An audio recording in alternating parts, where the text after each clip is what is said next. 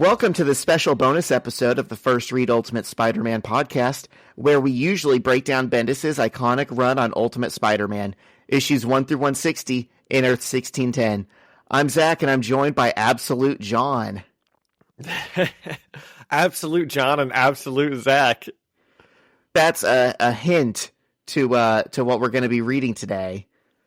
Yeah, we're doing Batman today. Woo! Absolute Batman. For our final issue before the big break. Yep, for those of you who missed last week's episode, we are going on a 2-month hiatus, and this is the fun little send-off before you don't hear from us for a while. This is our absolute send-off. Yeah. How you doing, man? I'm doing great. How about you? Doing well. Do you have a football hangover at all after yesterday's game? Man, Webhead Zach and I got together with some other friends and watched the IU game at a bar, and it was looking pretty fun for that first quarter, huh? Yeah, I sure had hope for about 5 minutes. It was longer than that. Yeah. Yeah, that was really fun. The game wasn't, but just being around you and hanging out with people, that was fun.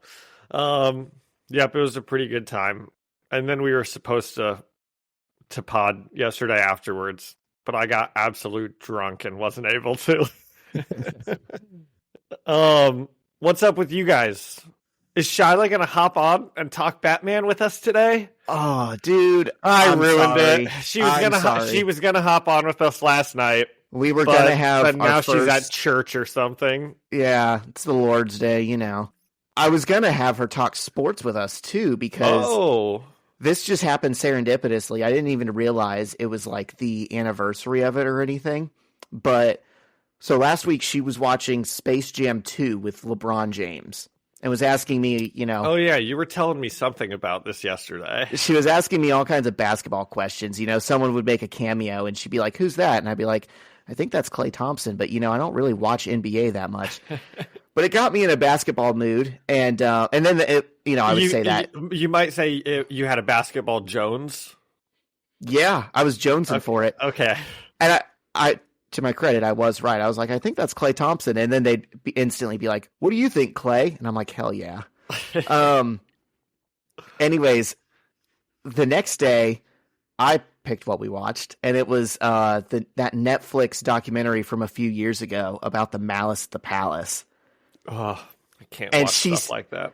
She started out like on her phone, not really paying attention, and then by the end, she's like glued to the TV, and she's like, "Oh my God, did you see that? A guy threw a chair. This is insane. How do people not know about this?" Someone threw a chair at the Malice at the Palace? Yeah, a fan, as people were like going through the tunnel. You know, that's one of those things where there's probably like 3 things that just because of how much it will hurt me to watch, I will never watch a replay of, and I can't watch things about it. And one of them is, of course, the Colts Saints Super Bowl. I cannot watch anything about that. Especially like the Hank Basket onside kick that I'm sure we've covered before. Dude, to this day, I have never seen Tracy Porter's interception return for a touchdown. Neither have I. And I probably didn't even see it the first time it happened, because as soon as it happened, I like turned away and like couldn't, just watch, and it was just brutal. I was in the bathroom during that play, and I came back and people were like, "Yeah, there's not going to be a comeback." And ever since then, whenever I see it start on like highlights or something, I just close my eyes. Yep. But that, I can't watch The Last Dance, the Michael Jordan thing, as good as I know it is, because I just can't stand to see that 1998 Game 7 against the Pacers. And the other one is The Malice at the Palace. I just can't watch it. It hurts my heart for Reggie Miller too much. I know. They should have won that year. And this documentary, to its credit, that was like the closing note, was they have everyone getting interviewed, and all of them were like, my biggest regret is there's no reason Reggie Miller should be sitting at home right now without a ring. Well, he is, because Ron Artest couldn't hold his temper. Yeah. Yeah, she was asking me all kinds of questions. I've met Ron Artest a couple times, and he seems like a pretty good dude. You know, I've seen him out and about at the mall one time years ago, and I went up and talked to him, and then randomly on the Strip in Las Vegas, I saw him just walking, and I went up to him, and you know, we dapped each other up, and he was like, "Oh, I still love Indiana. It's my second home," and blah blah blah. And you know, it was a very successful interaction with the celebrity. That is great, dude. I was telling her, you know, obviously, I mean, he was the Tinder in the Matchbox, you know, that started everything. But I have a hard time putting all the blame on him because he was so young and clearly had so many mental health issues, and everyone was agitating him. Dude, and to be fair also, some random piece of shit fan just chucks a beer out of the stands and it hits you. I mean, exactly. It's not totally inappropriate to go and want to beat that dude's ass. Right. Yeah. I was telling her, it's you know, I'm not saying Ron Artest is blameless, but the man has gotten about this for 20 years. I think we can lay off a bit. That's what we're doing on this pod. Ron Artest, it's okay. All right. Everyone we on still the feel bad for Reggie, but you're forgiven. Yeah. Well, I also feel bad for Jermaine O'Neal because he was also holding it down in the city for so long, and that kind of derailed his career too. Well, Jermaine O'Neal would have decapitated that guy if he didn't slip. I do know that. Yeah. He wound back to punch, and that guy would have been in a coma or worse if Jermaine O'Neal didn't slip. I wanted Shyla to be able to talk to you about the Malice at the Palace because I was a little too young when it happened. You know, I heard about it a little bit after the fact. But you would have been the biggest Pacers fan at the time. And I was I just know John has thoughts about it. My mom and I, that season, because they were terrible and all of their best players were gone, and it was Reggie Miller's last year, and we were the biggest Reggie Miller fans ever. I think we went to 35 of their 41 home games that year because they were so cheap. And, you know, we obviously just got nosebleed seats, which is kind of funny we're talking about this because my mom and I are going to a Pacers game tonight. You told me that yesterday. Yep. They had some deal on tickets. Yeah, hopefully they find their mojo. I think they're playing the Wizards, so if you can't beat the Wizards, then you've got problems. Yeah. I used to go to all the games in the early 2000s. I think one of my earliest memories, and maybe I've said this on the pod, one of my earliest memories is going to the field house after they built it and tore down Market Square Arena, because that would have been 1998 going into 2000, or 1999 going into 2000. I would have been 3 or 4 years old, but I can remember saying, "Dad, this is a different building." And he's like, "Yeah, they tore the old one down." And I'm like, "They can do that?" Yeah, son. Object permanence. Yeah. So it's weird. It's I was at all those games and I kind of knew the players' names, but I was just so young, man. I didn't understand anything. I wasn't really following. Yep. I forget how much younger you are than me. Yeah. Well, I'm talking about 2000, 2001, 2002, those years. Yeah. Well, what else you got going on?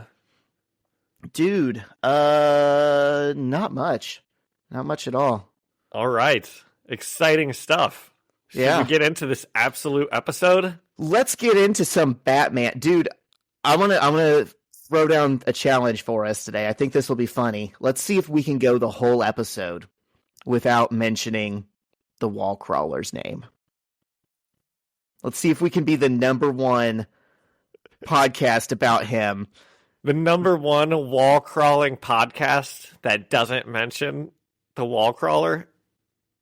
Does that seem like a challenge you're up to? I think we can do it. Sure. I think this is the episode to do it. Yeah, I mean, it seems like he wouldn't come up naturally. So, okay. Well, I mean, yeah, that's what I was thinking too. But I just think it's a funny bit. Okay. Well, should we send it over to the sponsor? Let's send it over to our sponsor, Absolute Vodka. Every business says they're better. But the ones that earn and display the BBB seal back it up. It instantly identifies businesses that are committed to operating with integrity, honoring promises, and telling the truth. Makes you wonder why every business doesn't have it. So look for it, because it's looking out for you. That's why it's the sign of a better business. And find a better business anytime at bbb.org. And we're back. How, to use a word that you already used this episode, how serendipitous that we're doing Batman this week. Hopefully people aren't too upset about that. I told Zach, I feel a little bad. It's our last episode for 2 months, and we're doing Batman. But we've been talking about Absolute Batman for a while and how it'd be fun to read. So, and apparently we're getting into a new run in the Ultimate Universe, which is why we don't want to just start a new arc, right? Well, I wouldn't say a new run. A new arc. Yeah. Okay. We found a natural end point. Yeah. So, completely by luck, I watched the Dark Knight trilogy this week. And as I have Batman Begins on my computer, like watching it, I get a package at my door from Zach.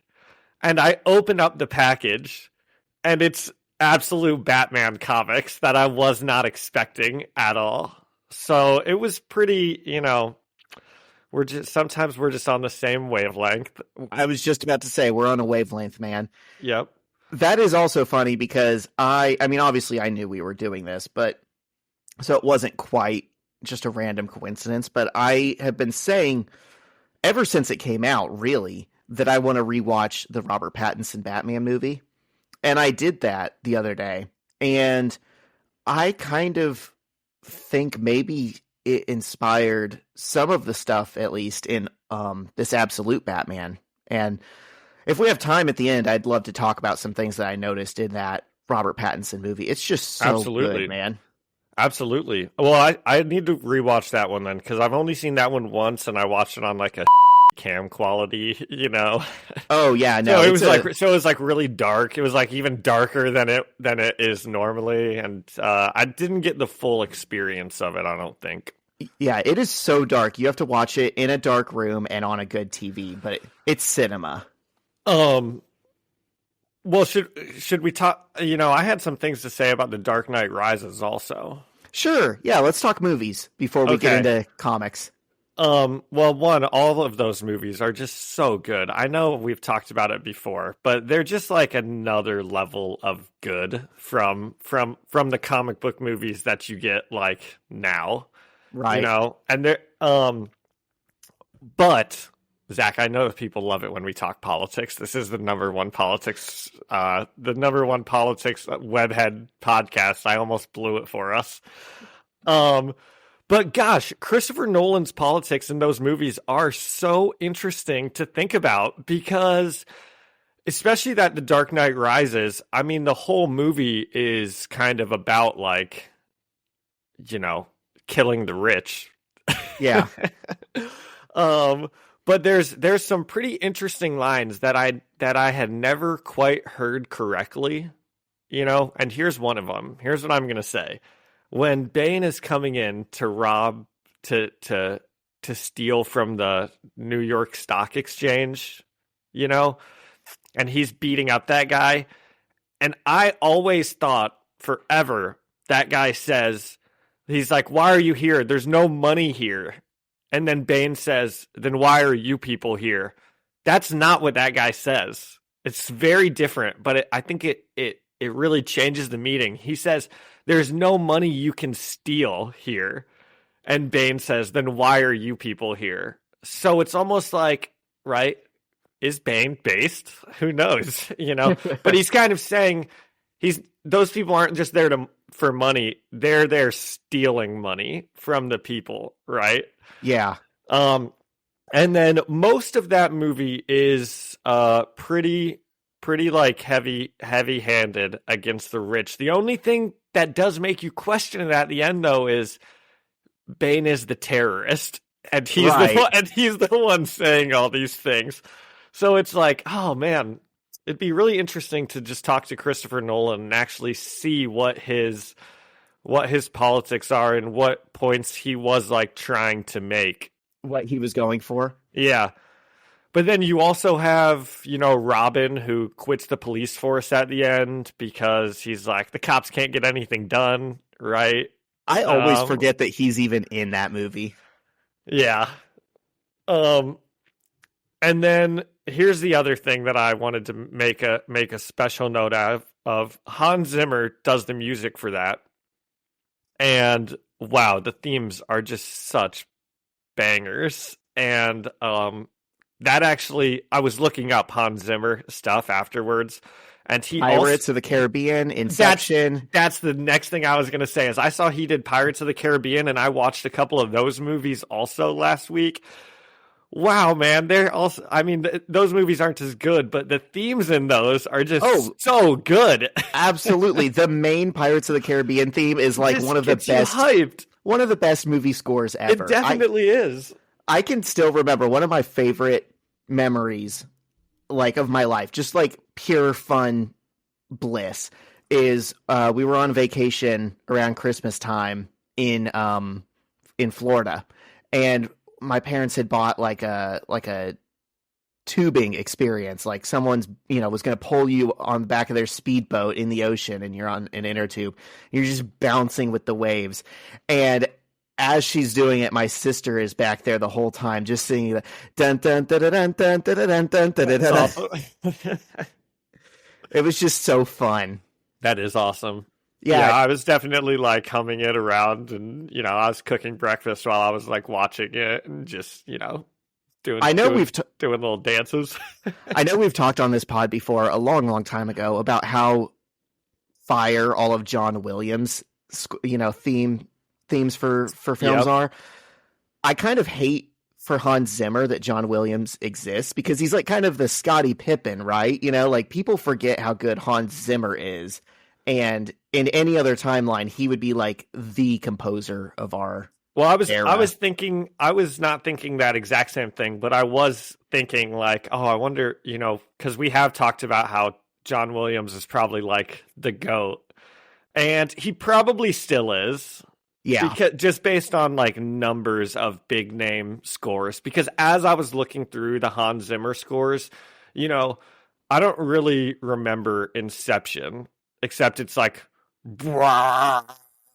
like, but I don't remember like a theme that really like gets your emotions going or anything like that. But that's the so Batman strange. Themes and the Pirates theme are up there with the best of them, That's so strange. I think one of the better things about Inception is its music. I guess I just don't remember it as much, or maybe I'm like strictly thinking of the Inception trailer, where it's just like, I don't know. It's not really music. It's just like a loud sound, like echoing. Well, it's cool because it's like form meets function. It is a song, but it's way, way, way, way, way slowed down, because that's how they would experience it in Dreamtime. Yeah. It's very interesting. Yeah. God, I love that movie. Christopher Nolan is just great. Yeah, he's a good dude. And with good politics. Yeah. Maybe. And I'm sure, probably. Yeah, I should watch that one again also. Inception. Yeah. And I've never seen Dunkirk, which I know he did. Oh, Dunkirk. He's got a lot that I've never seen. I've never seen Oppenheimer. I haven't seen that one either. I've seen Barbie. My gosh. They're the same, right? Have you seen Megalopolis yet? No, I need to. It's got to be coming to streaming one of these days. I'll have it's bad. I'll have some time off for the holidays and I'll watch it, and I'll come back. We'll come back and talk about it. Yeah.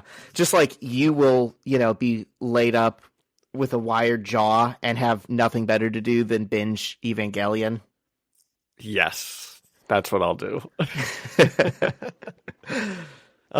Okay. Tell us about Robert Pattinson's movie. Oh my God. Before we get into these absolute comics. Okay. It is so good. And again, music is a big part of it. Like it feels like an old timey movie in a lot of ways. It feels like something that, is filmed in color and like on an IMAX camera, but could just as easily have been done in the 50s, the way that some of the shots are composed and how long they are and how far out they are and stuff like that. And the people talk like that almost too. It doesn't feel like it's inspired by other Batman movies that came before it. It feels like it's inspired by like 1950s noir movies and like The Crow. Well, right away, the very first thing you said did remind me of these comics that we're going to read, because just opening them up and like looking at them, especially the first one, which maybe feels like this because we read it in black and white, but it does feel more old-fashioned. Yeah, to me. Like, it feels like a comic you would have found, years and years and years ago versus a more modern one that just came out. I did also wonder if that was the black and white quality to it, which wasn't really on purpose by me. It's just that they had this version at the comic store for $5, and they had the original pressing that was like still in color for $20, and I wasn't going to spend the $20. Oh, wow. I thought you were going to say the noir one was more because it's special. No, it's cheaper. Because they didn't have to print color. Yeah.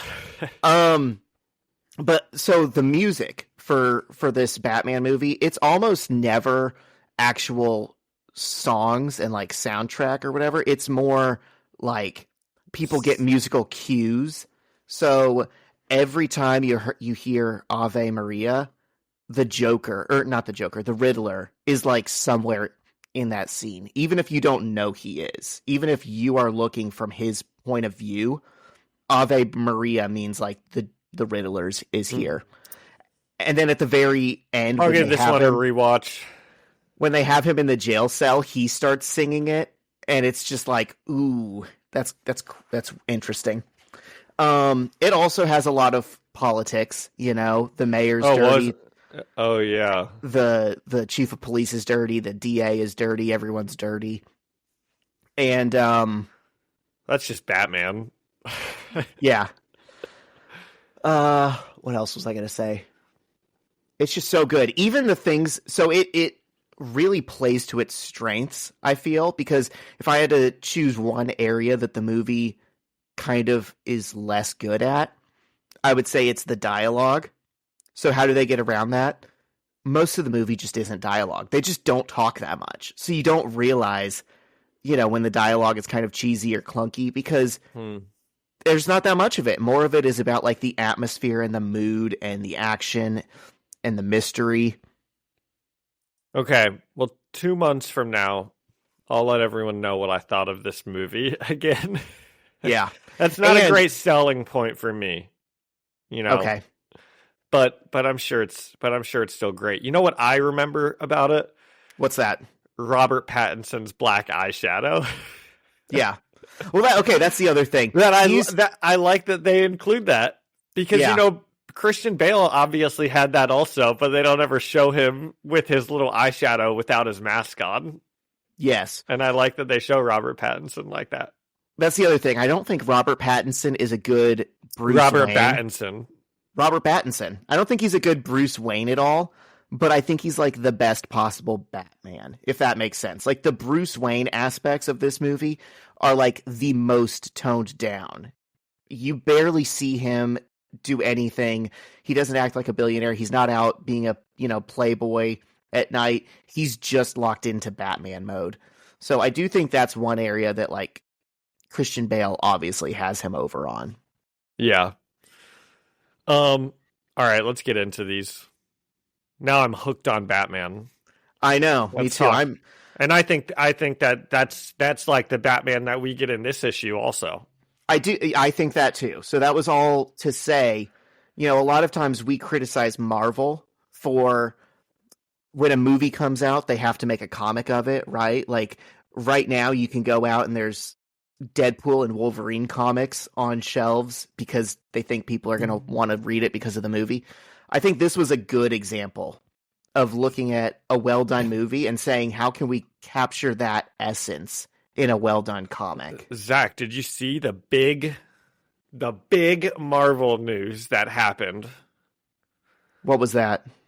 They took She-Hulk off of the picture, the Marvel picture when you open up like Disney Plus. She's no longer on there. She got replaced by Deadpool. Is this big news? I don't know. I'm kind of just joking around. Okay. You had me thinking I missed something. No. I mean, it's big news to me. Right. As the biggest She-Hulk fan and the co-host of the #1 She-Hulk podcast. Sure. We love Jennifer. Shyla actually is like the biggest She-Hulk. Her favorite superheroes. I mean, she's fun. Shyla's favorite for DC is Batman, and her favorite for Marvel is She-Hulk. And she's said that ever since I met her. Not based just on the show, obviously. Right. No, she liked the comics. What is this? Can we tell one story really quickly? That is like when Zach and Shyla had first started dating, Shyla was like meeting Zach's parents, and she's like, gosh, dude, you can tell this better, and Shada can certainly tell it better, but she's like, okay, I want to wear something like good that will like impress Zach's parents or something. And she showed up in like a Batman dress or something like that. Yeah, it was her nice dress at the time. It was a Batman dress. From like Hot Topic. Yeah. And when I say Batman, it's not like, oh, it had one Batman logo on it. No, it's like the entire dress was just clippings of panels from Batman comics. That's awesome. And it did impress your parents, I'm sure. Well, they like her still, so yeah. It worked. Okay. All right, 30 minutes in. We ready to get into this comic? Let's do it. It's kind of a long one. Both of these, I feel, are much more dense than the Ultimate Webhead issues that we read. Yeah. Yours, I think we don't have pages because we have the actual comic books, but I do think yours might be a double issue, just flipping through it, feeling, how thick it is. And then it feels like mine is definitely shorter, but still, I think it's very like dense with what like stuff that's happening. Yeah, it absolutely is. Okay. So let me get the creative team because it's not on the front page like we're used to. All right, so this is Absolute Batman #1, and we're reading the Noir edition that has no color. So it's written by Scott Snyder, artist is Nick Dragotta, and letter is Clayton Cowles. And I gotta say right away, I've heard for years people talk about Scott Snyder as one of the best modern comics writers. And I gotta apologize to Scott Snyder. I was not familiar with your game. Because he only does DC work. He does like DC and independent stuff. So I had never read a Scott Snyder comic. And now I'm realizing I was missing out. I've never heard of him, but these are good. He's done like Batman. Maybe I've read some of his stuff without noticing. Maybe. He's done Justice League, he's done Swamp Thing. All right. So we open with kind of a cartoonish sign, or it looks like a pamphlet that someone's holding that says, "Welcome to the bat habitat. Bats are crazy. As you enter the enclosure, we ask you don't take pictures, but observe."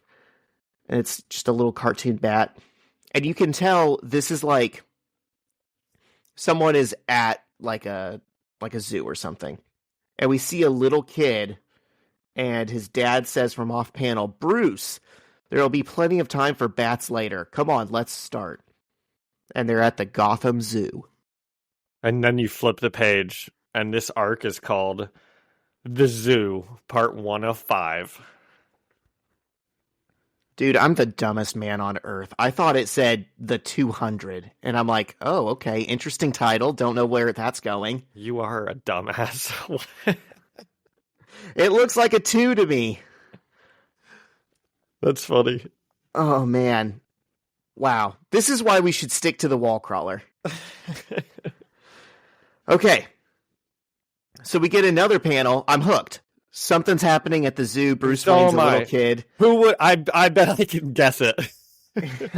Well, okay. Let me guess. Bruce's parents are going to die somehow, and his mom's pearls are going to go flying. Well, we'll get... I might be wrong. Well, yeah, we'll get something. When we get back to it, this is another part where I'm like, I think they're saying something interesting politically, but I'm not fully sure what yet. But I'm sure it'll develop as the run does. Okay. We get a really cool skyline panel, just an establishing shot that says "Hello again, Gotham," and that's kind of in like a page note that's torn. So much of both of these issues are told through like narration by one of our characters, as if he's either writing in a journal, or the way I thought of it is he's just talking to himself, or maybe thinking to himself. But either way, he's effectively speaking to himself, about the things that are happening. This reminds me of two things. So I recently saw a video about Alan Moore talking about how he wanted to make comics that could only be made through the comics medium. He wanted to do things that only the comics could do. And a lot of that is like what you put in the panel and how you do your narration and sounds and stuff like that. And this is an example of that, because this isn't just a narration bubble. It's torn like a page, and it's written in a different font. So you can tell there is something different about this narration panel and any others that you might get, or anything that someone says physically on the page. And then the other thing this reminded me of is in that Robert Pattinson Batman movie, maybe the first 15, 20 minutes, Batman is narrating to you. He's like, "It's been 2 years since I've been doing this, blah, blah, blah." And at the very end of that segment, when he gets back to the Batcave, you see him writing in his journal everything that he just said to you, the reader, or to the watcher. Yeah. So you realize he wasn't actually narrating. This is what's in his journal. And it's such a cool, like, form and content thing. And that's why this is another reason why I think this was a little bit inspired by the movie. Yeah. And that's works. Another reason why there's so much going on in both of these comics, because basically both issues, you're being like told something, and then the things that are happening on the page are either showing it or showing other things. So it's like taking notes. You're almost taking notes over two different things, right? You're taking notes over what's being said or narrated, and you're taking notes over what's happening. At least that's how it felt for me. So my notes are pretty long on my issue. So hopefully I did a good job on it. While I was doing it, I was like, dude, I have no idea if like this is going to come through at all. If this is going to all sound like nonsense. Like it's harder to describe on a podcast format comics that are so layered with their messaging here. Obviously we love what Bendis does, but part of the fun of that is that more often than not, it's like a simple story that's just executed well. This is a bit more complex in what it's reaching for. Yeah. Okay, so we get this really cool skyline establishing shot that says "Hello again, skyline, Gotham." It is so absolute. I'm gonna make that joke 100 times today, guys. John, I hate to just keep diverting every single panel, but I'm going to. Zach, it's our last issue for a couple months. Okay, I think we can make this one as long as we want to. This is free going to divert. I hate to say this because I'm about to edit this as soon as we hop off, but this is probably going to be our longest episode. Anyways, this skyline, John, this is very interesting because you see you see a bunch of really big, skyscrapers, and it kind of looks like what the New York skyline would look like in your head. But then you see 4 that are all the way in the distance. So they should, even if they're tall, they should not stand out this much, but they do. They are just 4 skyscrapers that you don't even see the top of. That go over everything else on this island. And it looks like they're all in a line, all on the same road. And I instantly saw that, and I thought, oh, that's like referencing Billionaires Row, which is a recent thing in New York City. In the last 10 years or so, they have built these pencil-thin skyscrapers that are just absurdly tall all along the southern edge of Central Park. And what they are is they're not really useful buildings. They're really inefficient. They can only house That's not like Billionaires. Yeah. Well, yeah, they can only house like 100 people or whatever, 100 units. And most of them are either empty, they're unsold, or they're like owned as an investment by like Russian oligarchs that don't ever go there. Or, you know, you might have a couple of billionaires that live in those apartments, and they have this view of like Central Park that kind of they took from, I'm going to get so into the weeds. When I went to New York for the first time 10 years ago, I went to the top of the Rock Observatory, and you could see all of Central Park. And that was like a public space, right, that everyone had access to. Now there's a big, ugly, pencil-thin skyscraper right in the middle of that view. And it's like the billionaires are literally saying, you know, you don't get this view. These sky rights belong to us. That pisses me off. It does to me too. And like I said, they're bad buildings. They don't even function well. Like they sway in the wind like crazy. But, well, here's what I thought. Okay. People see them as like there's always, you know, this double-sided take on them. Well, you know, it's kind of a marvel of engineering that they made a skyscraper that thin. But on the other hand, It's like a literal middle finger to everyone that's not a billionaire. Well, screw them. So to include them in this establishing shot of this comic seems like a very clear choice. And we will see them again. They will keep coming up. And also, I noticed in the Batman 2022, at one point, Catwoman says something. She's like talking about Bruce Wayne and all these billionaires and how they're the problem. And she's like, well, not all of us grew up in a tower overlooking the park. And that's also like a reference to, you know, Billionaires Row has become shorthand. These towers have become shorthand for like the absurdly wealthy. Okay. That's interesting. I didn't know anything about that. I'd say it's pretty hard to talk about Batman stuff without at least making some connections to like billionaires and stuff like that. Yeah. So I don't think we're getting too off track. It's always either going to be a critique of it or a celebration of it. Well, here's what I initially thought of when I actually saw that, because I am used to seeing in most universes, right, Wayne Enterprises like runs the city, and usually there's a big W on the skyscraper, and I actually thought that these four towers looked like a W, and that's what they were supposed to be like. So I kind of thought that these were going to be like the Wayne Enterprise buildings, which I think we find out, you know, that is not the case. We get a little different Batman backstory in this one that I'm sure we'll get to, but that was my first thought.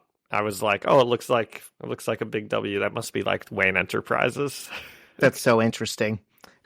Anyways, back to the rest of the comic. So we're still going through the narration. It says, "Hello again, Gotham. It's been a long time." Who are you these days? We're one line into this comic. I know. Who are you these days? It's been a long time since I've been gone. You're prettier now, taller, brighter, but deep down. And we see someone driving through the city on a motorcycle, and we see like TV narration. Someone says, the background says crime wave, and the reporter says party animal gang slaughters 9 in brutal attack, including 2 police officers. And this guy's still driving around in his motorcycle, and he's like, something's changed. Where's your heart? And John, there's one shot in here with the guy on the motorcycle. I don't know what the original coloring is, so someone can tell us or not, because we won't be around for 2 months, but I think we'll still have access to like the comments though. But we'll probably forget to come back to it. Anyways, I think this is like a reference to Akira. I know you love when I bring up anime, right? But Akira is like the famous thing of Akira is the cool motorcycle, and they do the cool motorcycle slide. And if this is a red motorcycle in the original coloring, I guarantee you this panel is an Akira reference. Just saying. He's just driving around and he's thinking, he's like, what's changed about this city? I barely recognize you. And I thought for sure, okay, yeah, this is going to be Bruce Wayne. We've seen how this story goes, right? He went and he trained and he got ninja skills, and now he's back and he's going to take his helmet off and he's going to be a billionaire. And it's an old English guy. And he says, my name is Alfred Pennyworth, and I'm here to do some bad things. And this is like the first instance that we get where all of the characters we know from Batman, there are like twists on all of them. Like, this is very much an absolute universe, right? Like, no one is the same person that they are in normal Batman. Right. It's so great that this came out around the same time as like the new Ultimate Universe in Marvel. And obviously, you know, these are competitors. They're like influencing each other, but it just plays so well that we now have like two versions of this from the two main comic companies. And they're both so good, and it's clearly coming from like the same root idea. So Alfred goes and buys tea from a store. Jump in if I miss anything, John. I didn't really take notes. And he's walking away and he says, Amir left Kabul during the occupation 20 years ago. He's had me over to his apartment many times. I even taught his boys how to play cricket. Sometimes I wonder if he'd invite me back if he knew the things I did in that conflict. But he runs the only decent tea shop in Gotham, which is why I keep my things next door. So, again, that's a hint that this is just not the Alfred Pennyworth we thought we knew. Well, this is like the Michael Caine Alfred Pennyworth that he tells us about. Sure, the guy that burned down a forest in Burma to catch the jewel thief. Yep. Yeah, this guy is definitely some kind of nefarious force. You know, I've never seen I know that there's the prequel. Isn't there a TV show you were talking about called Pennyworth? Is this like what Pennyworth is in that show? Or is he like learning to become a butler in that show? Haven't the foggiest. I would imagine there's some action to it, but I don't even know. So he comes into his house. We burned the forest to the ground. I'm Michael Caine. Oh, Michael Caine, you're here. Zach, Michael Caine just walked in the door. Welcome to the studio. You have any questions for him before he leaves? Not really. Appreciate you coming by, man. No problem. Michael Caine signing out. That was another interesting bit. If you're talking about the politics of the Christopher Nolan movies, the fact that the Bane stuff came from a bad guy and the Alfred stuff came from a good guy, that is definitely interesting. But in our comic, Alfred comes back to his house and he's got like a bank vault door on his front door. I mean, that thing looks super bulletproof and blast-proof. He's got guns all over the walls. And he tries to call his daughter, and he leaves her a message. And he's like, hey, I'm back in town. Give me a call. This is your father, by the way. And he hangs up. And then he logs into his laptop. And he's got his little teacup next to him. And we see Alfred is ripped. This dude's muscles are like bulging out of his Everyone is shirt. Humongous in these two comics. Mayor Gordon is huge. All of the cops on the force are like built like Rob Liefeld characters. I was just about to say, Rob Liefeld would be proud of this comic. Yeah. Everyone has been doing push-ups since they were born. For real. So he's signing into this computer, and he's talking to like a mysterious figure on the other end that's kind of pixelated. And he's talking about your assignment is strictly to gather surveillance on these party animals. Do not engage. Party animals are like the gang that's running around Gotham and causing chaos. I hate that name, but it's fine. Okay. But I think that's a stupid name for a gang that wears animal skulls and goes around killing people. It's party animals. And I hate that I had to write it in my notes, and I'm going to have to say it so many times. If there's anything we can think of to shorthand that, let's think of it. The PA. I thought of that, but I don't want to do that. That sounds worse. Yeah. I think it's fine. I mean, it's a comic book. It feels very much like a comic book. I'm rocking with it. Okay, we'll rock with it. And his boss is like, oh, one more thing. We've seen glimpses of this weird guy. We don't know what his deal is, but if you run into him, feel free to engage with him. The party animals sounds like the people in... Why are we not saying that? They sound like the guys who rollerblade around that say twice as sweet as money earned. They should be the party animals. Dude, I feel like the party animals sounds like if LMFAO went evil. Yeah. And they were just like robbing banks and party rocking.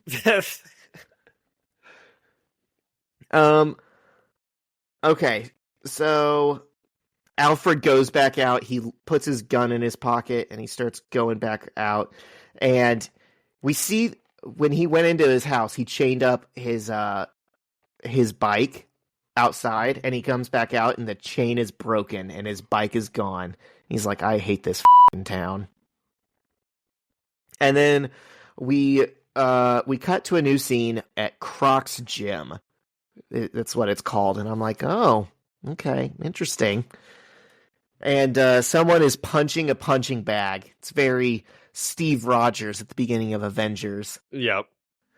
And he's talking to himself. He's like, no fear, no weakness. He's just beating the out of this bag. And someone else comes up and is like, hey, man, I think it's my turn. And the guy who was punching it, I originally thought, oh, this has got to be Bruce Wayne. It's not.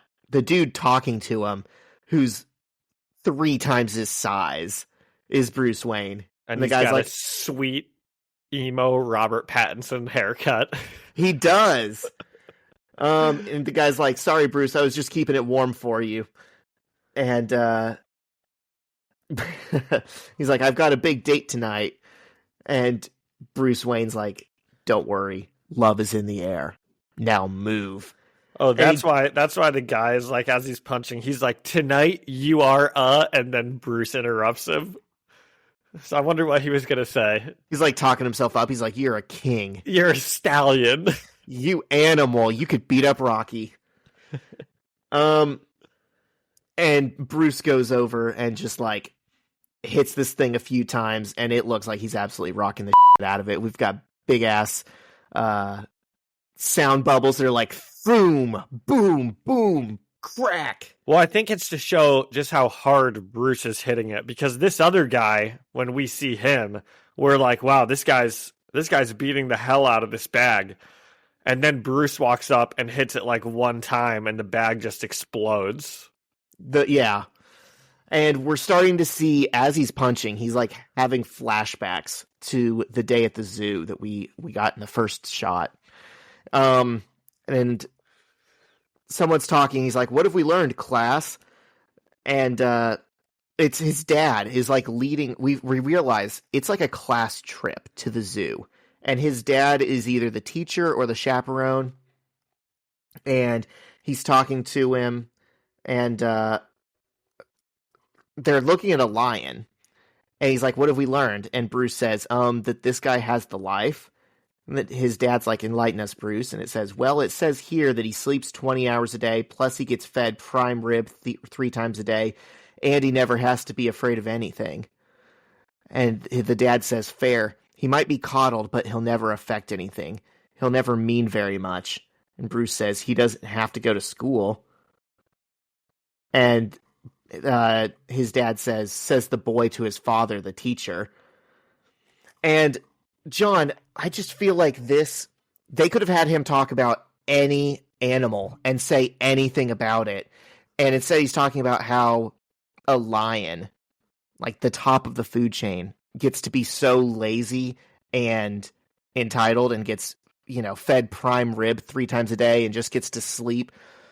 It feels like they have to be talking about, like, Batman being a billionaire and being, like, the son of a billionaire and growing up with privilege, right? I don't know. I didn't think about it like that. It made me remember when we interviewed for our scam door-to-door job, and we'd get asked interview questions, and it was like, well, if you could be an animal, what would it be? And I remember saying, like, well, I'd be a cat, because they just lay around and do nothing all day. Which is exactly what they look for in a go-getter. Yep. Yeah.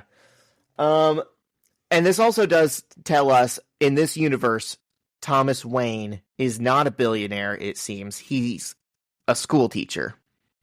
So, a lot of differences, a lot of changes. And they start walking around, and they're talking about they're going to go to a film that night. And I think this is where we're like, oh, I know where this is going. They're going to walk out of the theater, and they're going to go down Crime Alley, and they're going to get shot, and the pearls are going to fly everywhere. Yep. Oh, so cinematic. But that doesn't come. So we hear a blam, and Thomas Wayne goes, oh, God. And then back in real time, Bruce Wayne one punches this bag into oblivion, and it spills sand everywhere. And the guy who owns the gym, who we can assume is King Croc, right? Well, it's called Croc's Gym, and Bruce Wayne says, sorry, Waylon, I think it's like Waylon Jones, or maybe like Waylon Jennings or something. I'll look it up really quickly. Waylon Jones, yeah. I mean, that is Killer Croc in most Batman universes.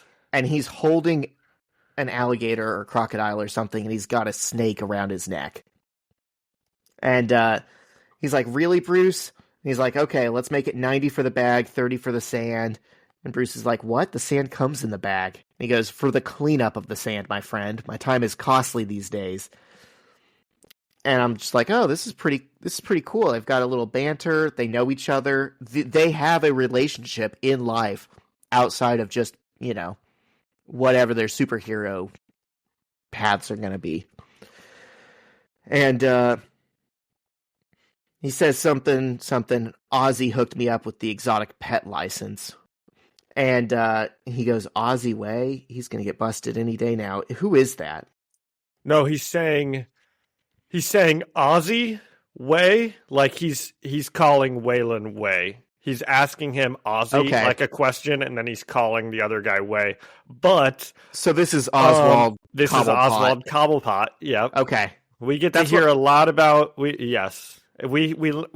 hear about all these guys more in my issue than in yours, but yeah. So Bruce Wayne, for whatever reason, seems like intimately familiar with these people that we would normally know as his villains. And Waylon even says something about he's like a penguin, and I'm just skimming here. And Bruce just kind of gets moody and like gets bored with the conversation, and he walks away. And Waylon's like, hey, Bruce, I'm talking to you. And we can see pictures in the background on the wall. And one of them is, it looks like all these little kids. And we see Bruce Wayne, because we already knew what he looked like. And then we've got some other people that just kind of look like, we see a girl with cat ears on. And we see a guy who kind of looks like a kid version of what we think of as the Joker. It just looks like all of these people are childhood friends. Well, based on everybody that he just mentioned, because Waylon is like, Bruce, you haven't come to poker in months. Come on, man. Eddie, Harvey, Oz.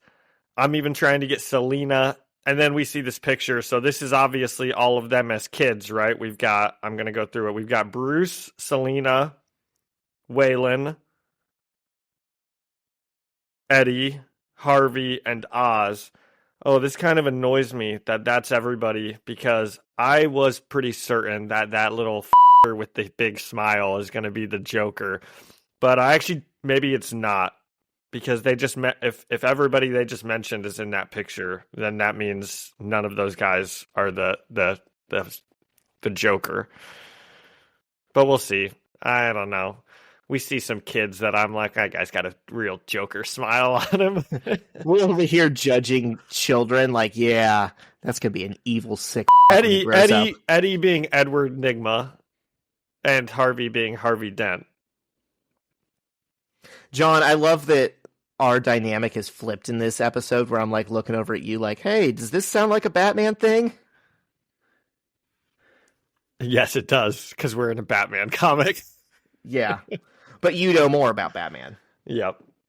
Okay, so we cut scenes to a yacht, like a super mega yacht. And we see there's some fish that's being served, and there's a DJ playing by a pool. And it looks like a kid in a mask is sitting in a floaty, and there's a woman in a mask and a bikini swimming around. And a guy smoking a cigar says, "Can that possibly go any louder?" And he's obviously saying, "Turn it down," but the person says, "Of course, Dr. Benjamin." Like, yeah, we can get it louder. And this lady swims out of the pool, and these guys, it looks like some serious men in suits are having a conversation with one of the party animals, because he's wearing the stupid, like, party animal mask. And the lady gets out. She's like in a micro bikini, and she says, "Ro, you coming, baby?" And she's also in the mask. And I think a lot of this scene will make sense in retrospect once there's more issues out. But it's something about the mob backing the party animals. And they talk about Mr. Maroney and Mr. Falcone. Just move past it. Yeah, they're all the party animals, who I believe we find out are run by, like, Sionis, who's, like, historically, I'm pretty sure that's Black Mask in the Batman comics. So that's who, like, runs the party animals, and yeah, they're in with the mob, and I don't know, he collects death masks. This guy's obviously into masks and everything, right? Black Mask, and the party animals are always in stupid animal masks. Yeah, he's showing off his death masks, and he's like, "Look, that one's Socrates. There's Martin Luther. There's George Washington." And then he points at one, and he's like, "And there, Mr. Maroney, is your brother. And that's your cousin, Mr. Falcone," and all the rest of them alongside it. And these guys are like, "Wait, what the hell?" And all of a sudden, they get killed. They get got. The dude shoves some blades in one of their eyes, and the lady strangles the other one with a little tiny rope, and it's pretty absolute. It's very absolute. And then we see our first panel, really, of the Bat. He's putting on his mask, and he's standing on some big cliff, and we see his, like, wings or cape or whatever blowing in the wind, and it looks kind of different than you've ever seen Batman's cape. It looks very tattered and spangly and creepy. It doesn't look like just a flat piece of cloth. And they're going through the news and talking about how these party animals, they're just no good. They just keep killing people and stealing stuff and causing chaos. They're party rocking in the house tonight. Yeah. Everyone's not really having a good time, though. No. Batman jumps into action, and he's, like, flying away or something. It's kind of hard to tell, but you can kind of tell. And we cut to, like, some kind of public hearing or meeting, and people are yelling at Commissioner Gordon. No, Mayor Gordon. Excuse me, Mayor Gordon. You can't take anything for granted in Everybody's this a little bit different here. Everything's a little different. Mayor Gordon.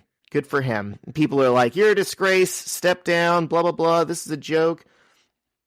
And this also kind of feels like the Robert Pattinson Batman, because everyone is mad at the politicians and are like, you know, hey, you're corrupt, you're no good, nothing's changing, get out of here. That keeps coming up in the movie. And they're talking about, like, you're not making our city safe. You were a cop. We elected you to clean up these streets, and things have just gotten worse. And we start getting... Well, which it sounds like they have. Like, I don't know if you're going to read this, but one guy specifically stands up and he says how he ran a tailor on the street for 21 years, or for 71 years, and he's walked to his shop and back home every single day, and he won't walk anymore because he's scared, because these party animals are just killing people left and right. So things have gotten worse, it sounds like. I think that's why Batman is going to start Batmaning, is because things are like, as you know, he's finally sick of it. Sure. Because I get the feeling that this is Batman's like first night out. I don't think it is, because we were specifically told by Alfred's boss, hey, there's another guy running around. We don't really know his deal yet, but feel free to engage him. Okay. And they had some kind of like small thumbnail visual of him flying around. Already? Yes, that came in Alfred's conversation with his boss on the computer. And we're back to, we can tell this is Alfred's narration, because the narration bubbles, again, look like tattered pieces of paper. And he's like, even from out here, I can feel it. The mix of fear and rage. The explosive tremble in the air before something bad happens. And we see him kind of watching from a nearby rooftop. And he's like, and then I see them. Ape skulls and bad prom clothes, heavily armed, laughing and giddy. This is going to be bad. And we see party animals coming up to the steps of City Hall. I don't think you're right. I don't think that his boss did say anything about another guy yet. I don't think that happened in the first conversation that they had. Dude, I'm certain. Oh, you're right. Zach's right. Hey guys, I know this is surprising, but Zach's right. Okay, go on. Thank you for that, John. Now that you've broken my groove. Okay, so Alfred is like talking in his little comms earpiece to his boss, and he's like, sir, there's about to be a mass casualty incident. Permission to engage? And they're like, denied, Pennyworth. You're here to collect data and observe only. That's an order. And things are getting tense inside, and people are yelling at Gordon still. And just then, a flashbang gets thrown into the room, and the party animals bust in. And Mayor Gordon, to his credit, is like, hey, up here, look at me. Whatever you want, deal with me. And they're like, hi, Jimmy. Bye, Jimmy. And they shoot him up with a machine gun. It's pretty ultimate. It's too bad. I hate it when my favorite characters get killed immediately in stories. Dude, you've been having a rough couple months with that. Well, we'll see. J. Jonah Jameson didn't actually end up dead. We'll see about Mayor Gordon. And his daughter, Barbara, at least we can assume this is Barbara. We don't know, anything can be different here. She's a cop, and she's holding his hand. She's like, Dad, and it does say Barbara, like literally next panel. Good. Okay, Barbara Gordon is a cop, and he's like, Barbara, get everyone out of here now. And the party animals are like, anyone want to beg and tell us about your sick grandma? We love that. All right, rip them up, boys. And they're about to just mow everyone down. These guys are some sick. They're just doing this for the love of violence. Partying, I guess. The cops are like, my God, there's dozens of them out there, a whole army. And Barbara's like, we need to secure the... And then all of a sudden she sees Batman's face drop down, upside down, next to her. Kind of like Spider-Man when he's hanging from his webs. And he's like, whatever you hear, do not open this door. Oh, which might come back. I'm just a little confused. Let's remember that that's what Batman said to her. Okay. I'm just a little confused, John. So are they inside City Hall right now, or are they outside? No, they're inside City Hall right now. So Batman popped into City Hall, and he's about to, like, save everyone, I think. Right, but if the party animals are inside, and then he's going to fight them outside, I'm just a little confused. Actually, I think maybe you are right. I think that he is outside. So I guess he's leaving everyone who's inside to die. That's what it seems like. Or maybe he's like, okay, the cops have it covered inside. You know, there's only like 2 or 3 party animals inside. Outside is where we just heard that there's like dozens of them. Yeah. My one complaint so far is I wish this was more clear. Well, dude, I think some of that has to do with the fact that we're reading it in black and white. Yeah. Maybe. All right. And Alfred tells his bosses, they're like, yeah, the other player just arrived. And they're like, if he disrupts you gathering intel, you are to engage. So they're telling him to kill Batman if he has to. And Batman is hanging from the top of the outside of City Hall like a bat. And the party animals are like, up there, get him. And they start shooting at him. And he's all wrapped up in his wings like a bat. And it's just bouncing right off of him. And then he jumps down. And this is the first full image we get of him this entire issue. And he looks so cool. He's just a big, beefy boy.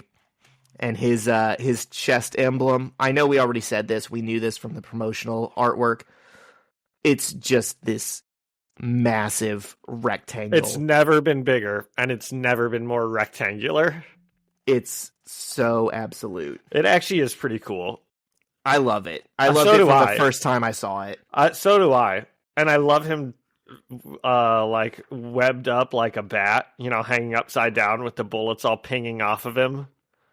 And John, we're about to see it more in this scene, but I think the standout of this issue is his like cape, cowl, arms device thing. Because they definitely reverse engineered this when they were doing the character design. They weren't like, okay, well, what does Batman's cape usually look like? They clearly thought, well, what does a bat's actual arm look like and how does it function? And they started Zach, from there. You're missing all of this. You're missing this. You're missing the exposition that we get to hear about in my issue. I'm so sorry. Why his Batwing looks so much like an actual Batwing. It's just so cool. Let me just say, it's got like a big metal hook at the end of it. And so he's literally like, he has this new type of attack that we haven't seen before. You know, obviously if someone gets close to him, he's going to punch the shit out of him like we saw him doing at the gym. But if someone's like 8 feet away, he just grabs these like ice hooks, basically, like ice picks that are at the end of his wings, and he just swings it and like gets him in the neck with it and throws him. It's so cool. I don't know how other people haven't thought about this, or maybe they have, and I just don't read Batman enough to know that they have. And he just starts clearing house with all these party animals that are in the on their way up to City Hall.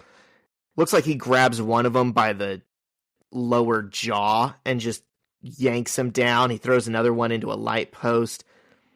He jumps and does the splits in air and kicks 2 of them in different directions. It's very cool. And Alfred is watching him through his sniper sight.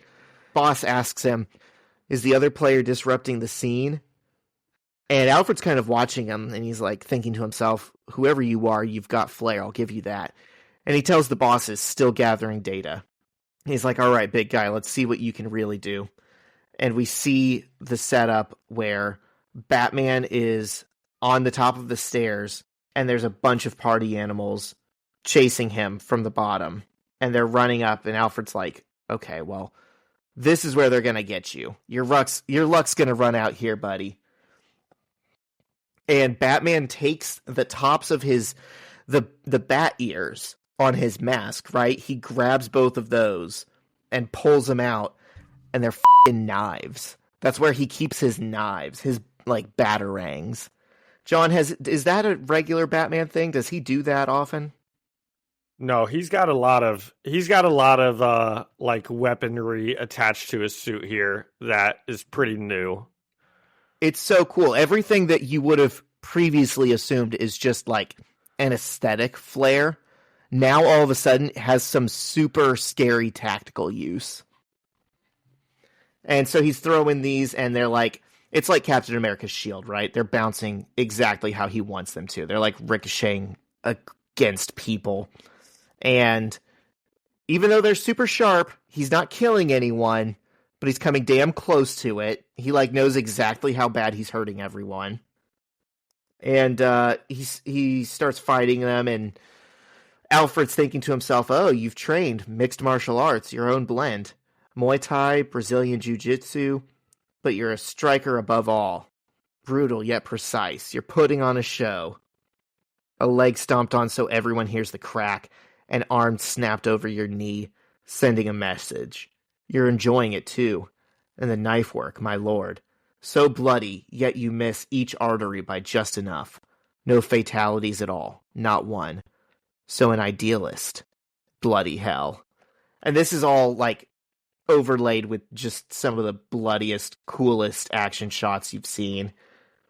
And then we get to the point where we see the stairs behind Batman is just littered with bodies. They're just, like, incapacitated.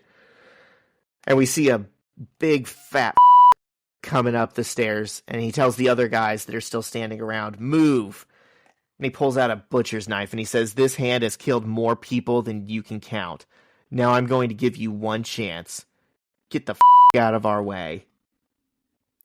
And he's pointing his big knife at Batman, and Batman takes something out of his, like, tool bag, and we're like, what's that? It's like a handle or something? And he sticks it into his chest plate, and he pulls his chest plate out. And the big, beefy, rectangular bat in his chest that we love so very much is the head of an axe. And now he's holding what looks like Gimli's axe from Lord of the Rings. And this dude comes at him with the big butcher knife, and Batman chops his arm off with an axe. Yep, some of the is it called onomatopoeia, where they put the like sounds that things are made? Yes. I think that's one of the better parts of this issue, because I really like, you know, when he's getting shot up and it's saying ping, ping, ping, ping, ping, you're like rat-a-tat-a-tat, and then he whips down his little bat logo axe and it says shunk, and I just really like all of it. You know, you can really hear it all happening. Yeah. It gives it, the shunk, I feel like gives it two qualities. You know that it's like metal, and you can tell it's really heavy. Yeah. It just makes it all work so much better. It makes Batman seem stronger. It makes the fight seem cooler. It makes this dude's arm getting chopped off seem that much grosser. And of course, this big dude starts crying like a and he runs away. And Batman's like, I hear they can reattach them sometimes. There's a hospital 3 blocks south of here. Or is it east? I can't seem to remember all of a sudden. But I'd run. This is great, John. He's kind of quipping, but he's also scary as hell when he does it. Yep, this is good Batmaning. I am so wrapped up in this. I was like feeling things reading these issues. This is as good as I was hoping it would be. And he's like, the rest of you, I'm going to give you one chance to get the out of my way. And like big scary spikes seem to pop out of his suit and like out of the backs and everything. Like he's a I don't know, Bowser or something. Like it looks like he's got a spiky turtle shell on. And all of these guys run away, the party animals. And Alfred thinks to himself, well done, but if you were a true tactician, you'd have set up a trap for those fleeing the... And then Batman clicks a button, and we see an explosion right where the party animals were running away. He told these guys, you have one chance to run away, and they take it, and he blows them up as they're running away. And Alfred is tickled by this. He's like, heh. And he starts walking down there. His bosses are like, Pennywise, you're, what's going on? The satellite images make no sense. Oh, sorry. Pennywise is the clown from It. From It, yeah. And a punk band. And, yeah, they're like, Pennyworth, get down there. And he's like, okay. And he starts walking around, and all these people are moaning and groaning because they just got blown up. And he comes up behind Batman with his shotgun, and he's like, that is the sound of a DC-34 automatic shotgun, son. There are only 3 of them in the world. It could blow your brains all over the sidewalk before you even blink. It's a very Dirty Harry moment. It's like, did I fire 5 shots or 6? And Batman just mule kicks him and grabs the gun as it's like falling out of his hands, and he goes, sounds dangerous, and then disappears into the smoke. And we see Alfred's narration says the next day everyone's talking about it. Who is the Batman? And we see Bruce Wayne working on a construction site. And Alfred is trailing him. He's like, you hide your tracks well, Bruce Wayne. But it's easy when you're no one. Just some guy, 24 years old. Mom is a social worker. Dad was a teacher. You grow up in Crime Alley. High friends in low places. A tight group. You're smart. Excel in school. Your parents have you tested and you score near genius level.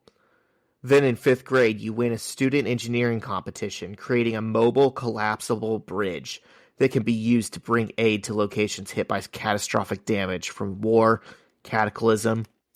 The design is origami-like, based on the anatomy of a bat wing. And the prize is a trophy, a trip for your whole class to the Gotham Zoo, where it starts. So this is where he got the idea for his bat suit. That's why it's based on a bat wing, and it looks exactly. It's because he's kind of like Peter Parker, inventing his stuff as a kid. And I love that this came from the idea for a bridge, and he used origami to inspire an engineering and architectural marvel. And John, part of the thing about architecture is people, there's big debates within the architectural world of is the purpose of it to make buildings, or is it to move people faster or be more efficient? Or is there a higher ideal? Can we use architecture as an egalitarian force to create an ideal society? And I feel like he's one of those kind of idealists, who just sees methods and are like, you know what, this can just be a beautiful thing or a commercial thing or whatever, but I'm going to find a way to make it a helpful thing to other people. I don't know. It's very cool in ways that I appreciate. And It explains why he's on the class trip to the zoo with his dad and his classmates and everything. And Alfred trails him back to the zoo, and he's leaving flowers at the zoo where it happened. And of course we go back to that day, and we see the sound effect, blam, and birds fly away and blood splatters and there's people dead on the ground. And Thomas Wayne says, follow me now. And we see the gun still going off, and it's going blam, blam, blam. And Thomas rushes all the kids into the bat house. He gets everyone inside. He says, get to the back. And he closes the door. And Bruce says, Dad, get inside. Dad, Dad. And we hear blam. And he says, Bruce, whatever you do, do not open this door. And he closes it. And we hear one... That's what Batman said to Barbara Gordon.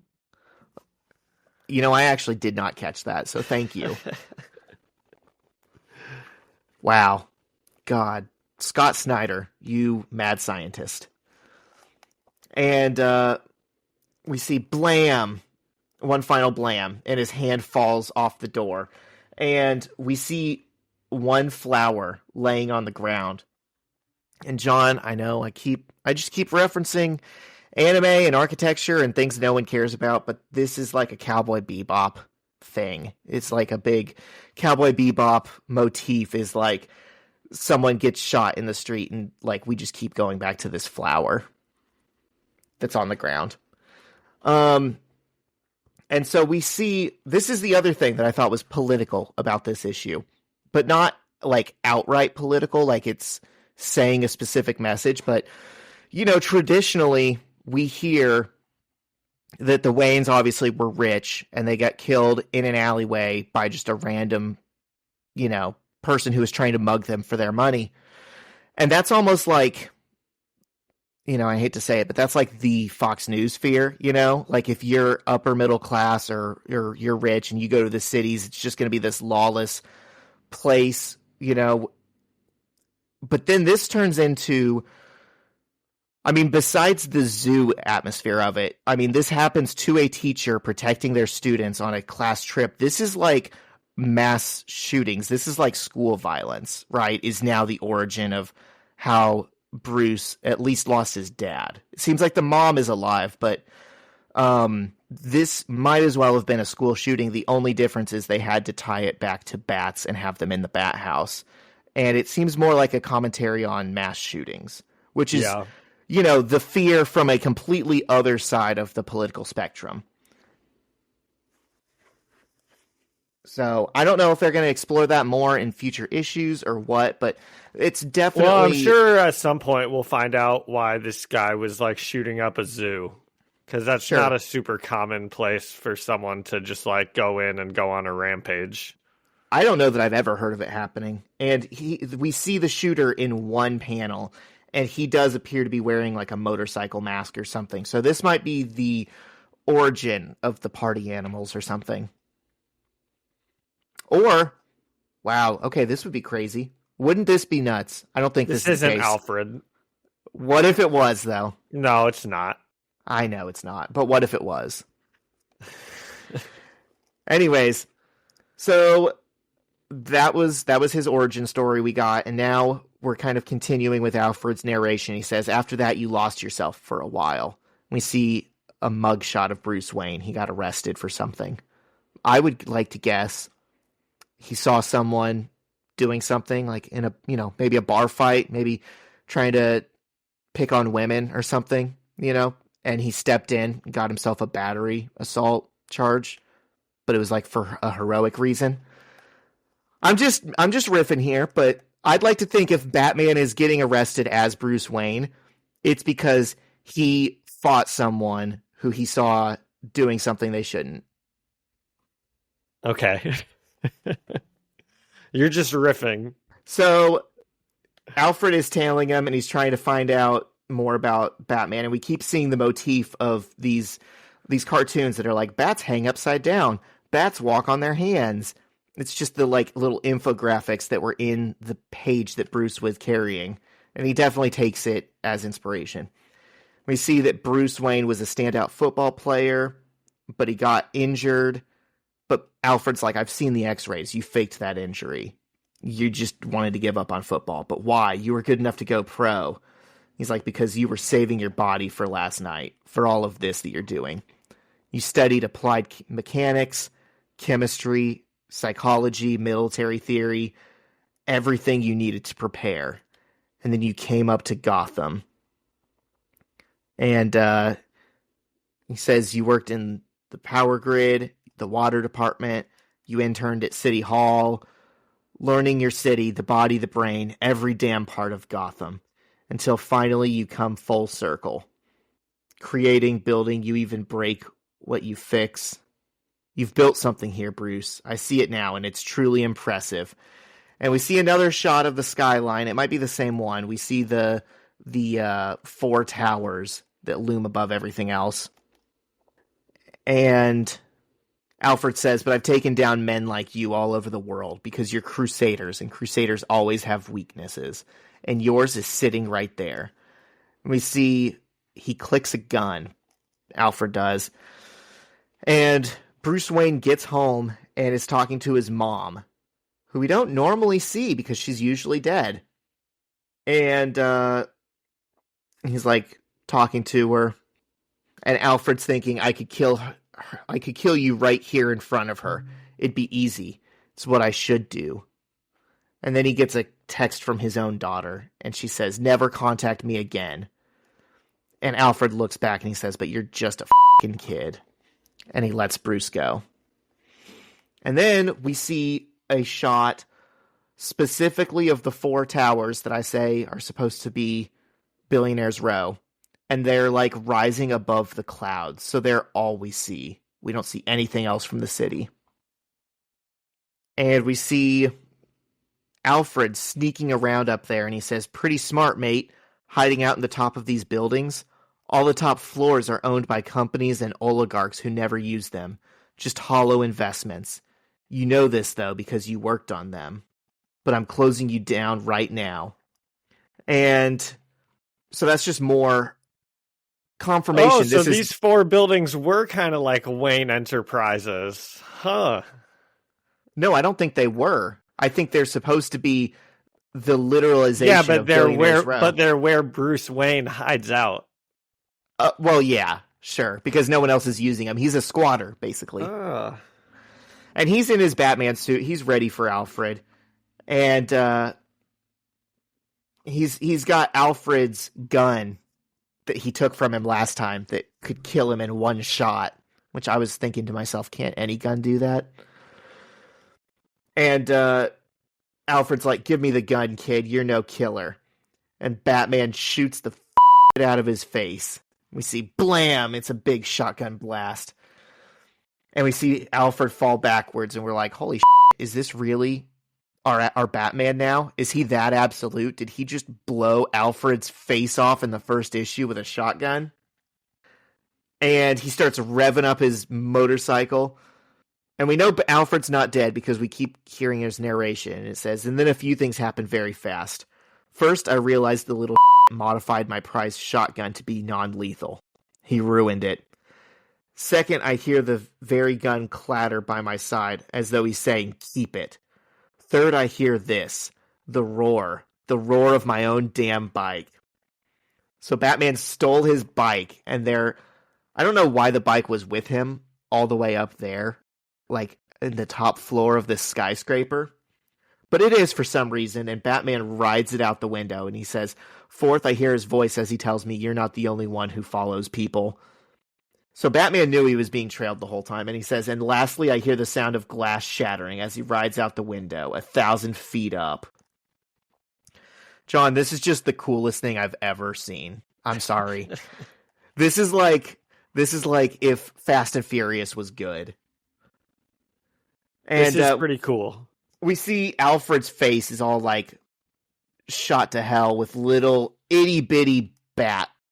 Like, it's like he took, a buckshot, like that a shotgun fires out where it's just a bunch of little pellets going in all directions when you shoot it out. It's like he did that, but they're little tiny bat pellets. And he shot Alfred directly in the face with it, and they're sticking out of his face, and he's dripping blood, but he's not going to die. And Alfred's like, where is he going to land? And we see another panel of the little bat brochure that child Bruce had been holding that day. And it says, bats are crazy. And it's a little Mickey Mouse looking bat that says, I'm Batty. And Alfred's narration goes, and I think to myself, maybe you're not so bad these days, Gotham. And we see Batman flying on a motorcycle with the big moon in the background, 1,000 feet up, and his wings are kind of outstretched like he's gonna glide down to the street. And then we get an epilogue. This is just one page. And it's Alfred, and his face is bandaged up with like a ton of little band-aids. And he says, I'll get him next time he interferes. And his boss says, understood, just stay focused on the party animals. And for what it's worth, your old target, we lost him somewhere in the Philippines. He's in the wind. And this really irritates Alfred, because this whole time he's been talking to his boss. He's like, why'd you pull me off of my last assignment and bring me to Gotham. I was so close. I was closing in on this guy. And now he's mad that they pulled him off that assignment and they lost the guy. And we see in Manila, some people are getting into a helicopter. And they're like, the pilots are talking about something. And one of them says, "Don't do that. Don't joke." And he says, "Why?" He goes, "You didn't hear? The guy never laughs at anything. Not anything ever. That's why they call him the Joker." And we see someone start to get into the helicopter all hunched over and with his face kind of in shadow. So we've got a Joker that doesn't laugh. And we've got a Joker who is one of the 30 richest men on the planet. So this is a turn of tides from the Batman Joker relationship we usually know, right? Usually Bruce Wayne's the billionaire, and now the Joker is the billionaire. Right. It's like the Superman versus Lex Luthor dynamic, except Batman isn't Superman. He's just a guy. It's just a guy versus a billionaire, not, the strongest guy versus a billionaire. Well, I like this. I like Batman just being a normal dude. He's just Batmaning about. He's got a good origin story. I'm sure we'll hear more about the zoo because this is only part 2 of 5. Or the 200, whichever one you choose to interpret it as. So what'd you think? Well, I talked a really long time about it, and obviously this is going to be a 10 out of 10 for me on whatever scale we're reading, but I want to hear your thoughts. Well, I liked it too. I thought it was a pretty good origin ing. Batman's doing some cool Batmaning. I don't think it's a 10 out of 10, but I think it was pretty high. I'll give it. So what, do you have a rating scale? Out of 10 cool hidden weapons in the bat suit. Probably I will give this like an 8 out of 10 cool hidden weapons in the bat suit. You did talk for a really long time about it, which is not on you. It's on how much was in this issue. And I think it's just too much. There's just too much in this issue. Really? There's too much nonsense Alfred Pennyworth narration going over the top. I just don't need to hear about all of it. Like that one scene, I think you even mentioned like, oh, there's some scenes where there's just like dialogue that doesn't need to be there or anything like that. So, these double issues are just too long, especially when they're just like jam-packed full of it. And, we're reading it in black and white also, which maybe if Zach wasn't so cheap. Just kidding. But I will give this one an 8 out of 10. I do think it's a good opening issue though to give us this new Batman. I like this new origin story that we're getting. Yeah. Last thing I'll say about it is I would imagine those scenes like where he's talking to Killer Croc at the gym, or when the party animals are talking to the guys on the yacht. Some of that stuff we brushed past because it didn't mean much to us right now. I would imagine once you get 7 or 8 issues of this comic out, and then you go back and reread issue 1, I bet those conversations will seem a lot more important. This kind of reminds me of like when I was reading V for Vendetta, and it's like so much of it you can just breeze through because it's just like dialogue that's kind of saying the same thing over and over again. It's like, we get it. Alfred is impressed with Batman. He's watching Batman. We don't need to hear his handler tell him not to engage 400 times and to be like, just keep watching him. And he's like, okay, I'll just keep watching him. It's like, we know that already. So if there is a problem with this, I would say that it's that we read the same thing a lot of different times. But don't let that make it feel like I didn't like this. I definitely enjoyed this more than I thought that I would. I kind of thought it'd just be some stupid, like, absolute Batman, and he's like, this is a Batman that now, and he kills people now, and you do get some really good, like, I like Alfred's little dialogue about how he knows exactly what he's doing, where he's beating up everyone like right in the perfect spot so he doesn't kill anybody, and I think that is important for Batman to not kill people. That's like part of what makes him Batman. So overall, I still really liked it. I like our new Batman we've got, and I like that his mom's not dead. It's interesting that you compared this to V for Vendetta, because I do feel like this reads kind of like how an Alan Moore comic does. I agree. That's part of when I said, like, this is kind of something that you'd read, like, from the 80s. That's how it reads. Like, that is kind of how it reads, like, from back in the day. I think part of that is, like, the non-linear storytelling, and then also the Alfred's notes being part of the... They literally exist in the world, but they're also the narration for us to read. It kind of feels like the little extra exhibits that you get in, like, Watchmen, Yeah. Where it's like it'll give you a newspaper clipping or something that just builds out the world. Yeah. I like that aspect. It reminded me of Watchmen also, where we get, like, all of Rorschach's, like, exposition and narration and everything like that. Right. Yeah, because it's pretty good. A working class Batman kind of is like a Rorschach, it's just a scrappy dude who's had enough, but doesn't have the, really resources like a traditional Batman.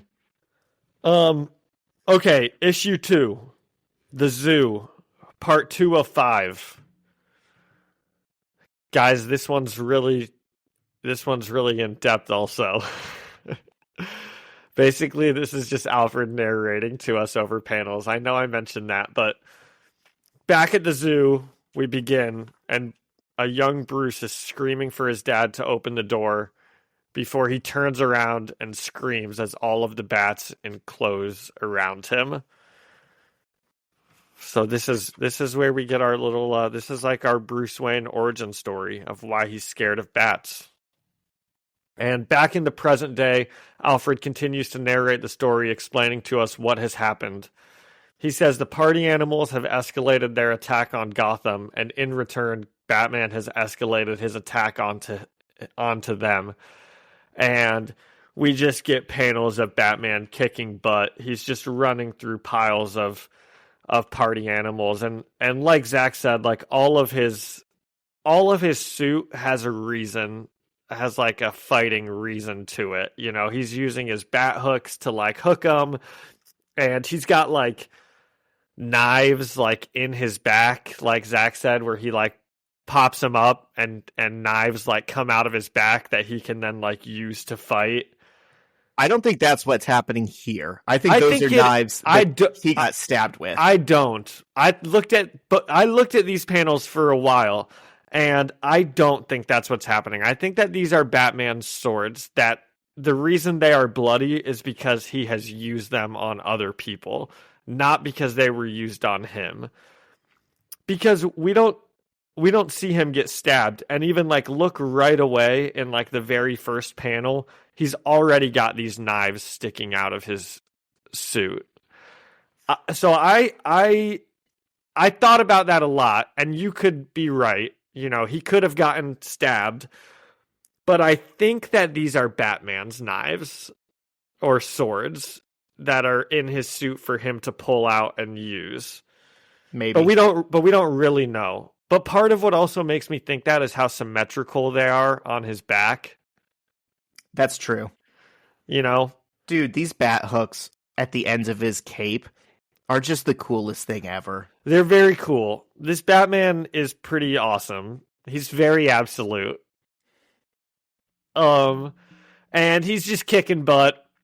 And Alfred says back when he was in special forces, his commanders would say what makes a great leader is to know when to advance forward and when to retreat and regroup. 1 AF, meaning advanced forward, and 1 R&R, meaning retreat and regroup.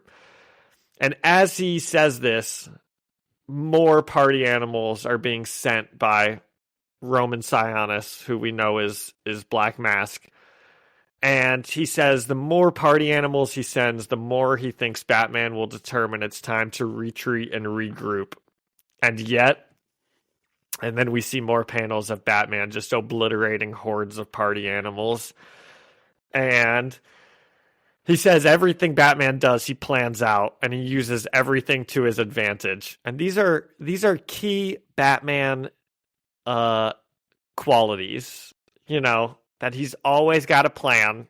There's even something called the Batman Gambit, which is like Batman never falls into a trap.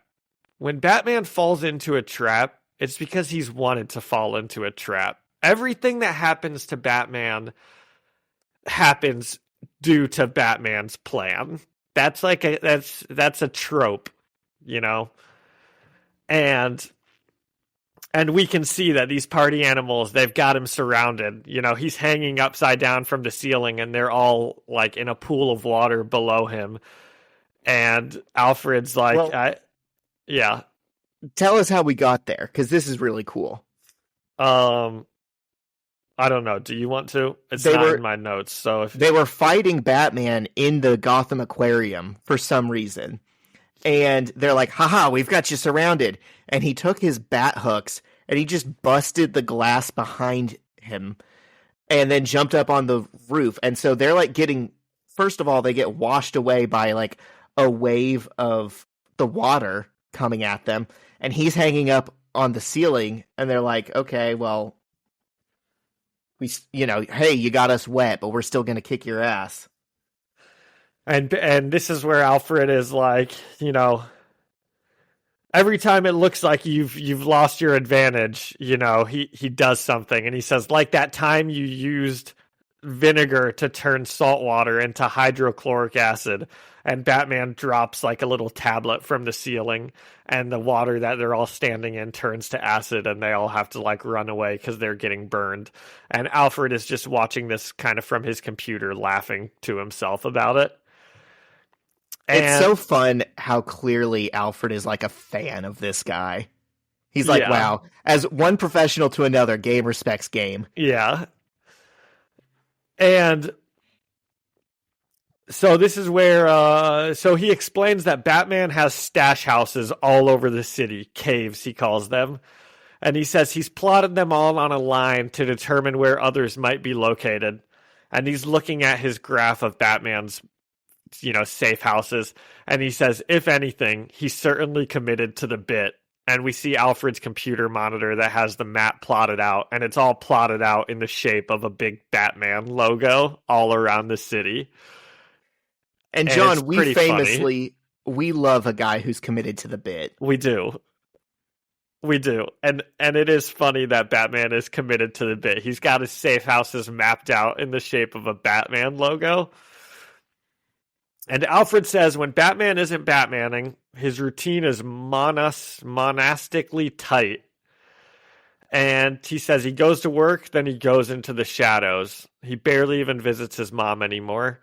He only breaks his routine to visit Joe Chill, his father's killer at Blackgate Penitentiary.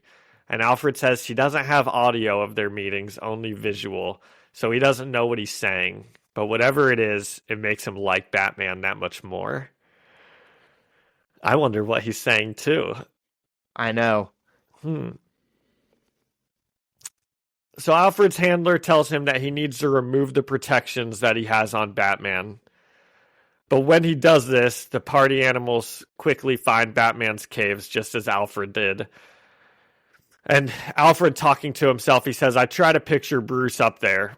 At the moment, he finally understands. When he gets the message, retreat and regroup, Batman, R&R. And we see hordes of party animals storming towards him. But then Alfred writes or thinks or speaks, and he says, but that moment doesn't come. And we see explosions all around the party animals in one of Bruce Wayne's high rises. And he says, and then it hits me. Maybe that's what he is. All one long advance forward. Batman AF. And that panel where it says Batman AF is just Batman looking at his work that he's accomplished, which is a skyscraper half blown to hell, flaming, and it looks like his mask. You see two little flames that are his eyes, and you see the sides of the building are the pointy ears of Batman. It is absolute as hell. I can't tell if this is like the stupidest thing ever, where he's like, because this is such a, they've really worked in the writing here to get to a point where they could realistically put Batman AF in the comic. And God, it's just so stupid, but it does kind of match this is Batman AF, you know? So back again to what Alan Moore said, which is the goal of comics should be to write something that you could only do in comics. This is the exact thing that if it was like in a big budget movie, we would all laugh at. But you're right. I mean, it's cheesy, but it's leaning into cheesy in the way that like comics always have. This is what does AF even stand for? That's like a thing, right? As Batman as yeah, that's right. That's what it is. Yeah. I love this. I don't care if it's cheesy. This is the most badass thing I've ever seen in my life. It made me laugh. I'm kind of part of me is I'm glad that they're leaning into how cheesy this is. Like, this comes right after we see his plotted out maps of his big bat logo. And I'm glad they're leaning into it. If there's any webheads out there who listen to hardcore, this is exactly what people see in Tsunami. This is like, it's a joke, but it's also tough as So then we cut to the hospital room where Mayor Gordon is in the hospital. And he's watching the news as they talk about public perception of Batman, and people are like, oh, he's cleaning up the town and blah, blah, blah, right? Same thing we always hear about Batman. Then the other side is like, he's a criminal and, he should be stopped. So there's also two cops in the room with Mayor Gordon. There's his daughter, Barbara, and there's another police officer who's just enormous. He's built like a brick house. And the other cop says he put in a request for more weaponry. They've got to take down the Batman fast. And Gordon's daughter says, shouldn't we be going after the party animals? And the other cop is like, they're only upping their game because Batman's upping his. So we make, we can clearly see this other cop, he doesn't trust Batman. And, they get a call through the radio that the party animals are starting trouble somewhere else. And they leave to go and try to deal with the party animals. And right as they leave, Martha Wayne comes in. And her and Gordon light up a cigarette together. And they smoke it together. And they're just kind of talking about, Batman and what they think of him. And she says she thinks Thomas would have liked the Batman. And she says she still thinks about him every day. And they talk a little bit about, Gordon's re-election campaign and his mayorship before Gordon changes the subject. And she says, I still think about it every day, Martha. When I found him, I didn't see him at first. Didn't even know he was there until he screamed. That scream. And this is overlaid with panels of Gordon bursting into the bat enclosure and seeing all of these bats on top of Bruce Wayne, a young Bruce Wayne, so he's like completely hidden by the bats. And Gordon asks how Bruce is doing, and Martha says she barely even knows him anymore. He used to tell her everything. He'd always want to go out and play with his friends, but after that day, she barely knows him at all. And we see Bruce refusing to hang out with his friends.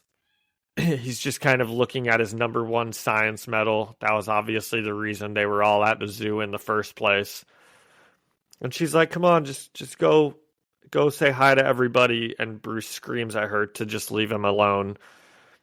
And this group of friends, right? These are the, Oswald Cobblepot and Waylon and Harvey Dent and somebody else. Big guy with the Joker. Oh, Edward Nygma. That's right. So it's not the Joker. Darn it. Yeah. One thing that I noticed about the panel where Gordon busts in and almost doesn't see Bruce because all of the bats are surrounding him. I feel like this is like a thematic thing where obviously, these bats scared the hell out of Bruce and traumatized him. But in another way, I mean, if the cop didn't see him, theoretically the shooter maybe wouldn't have also. These things that are scary to Bruce were also protecting him. They were like shrouding him in darkness, and that's kind of like how Batman operates, right? Like he's scary, but he's also a protector.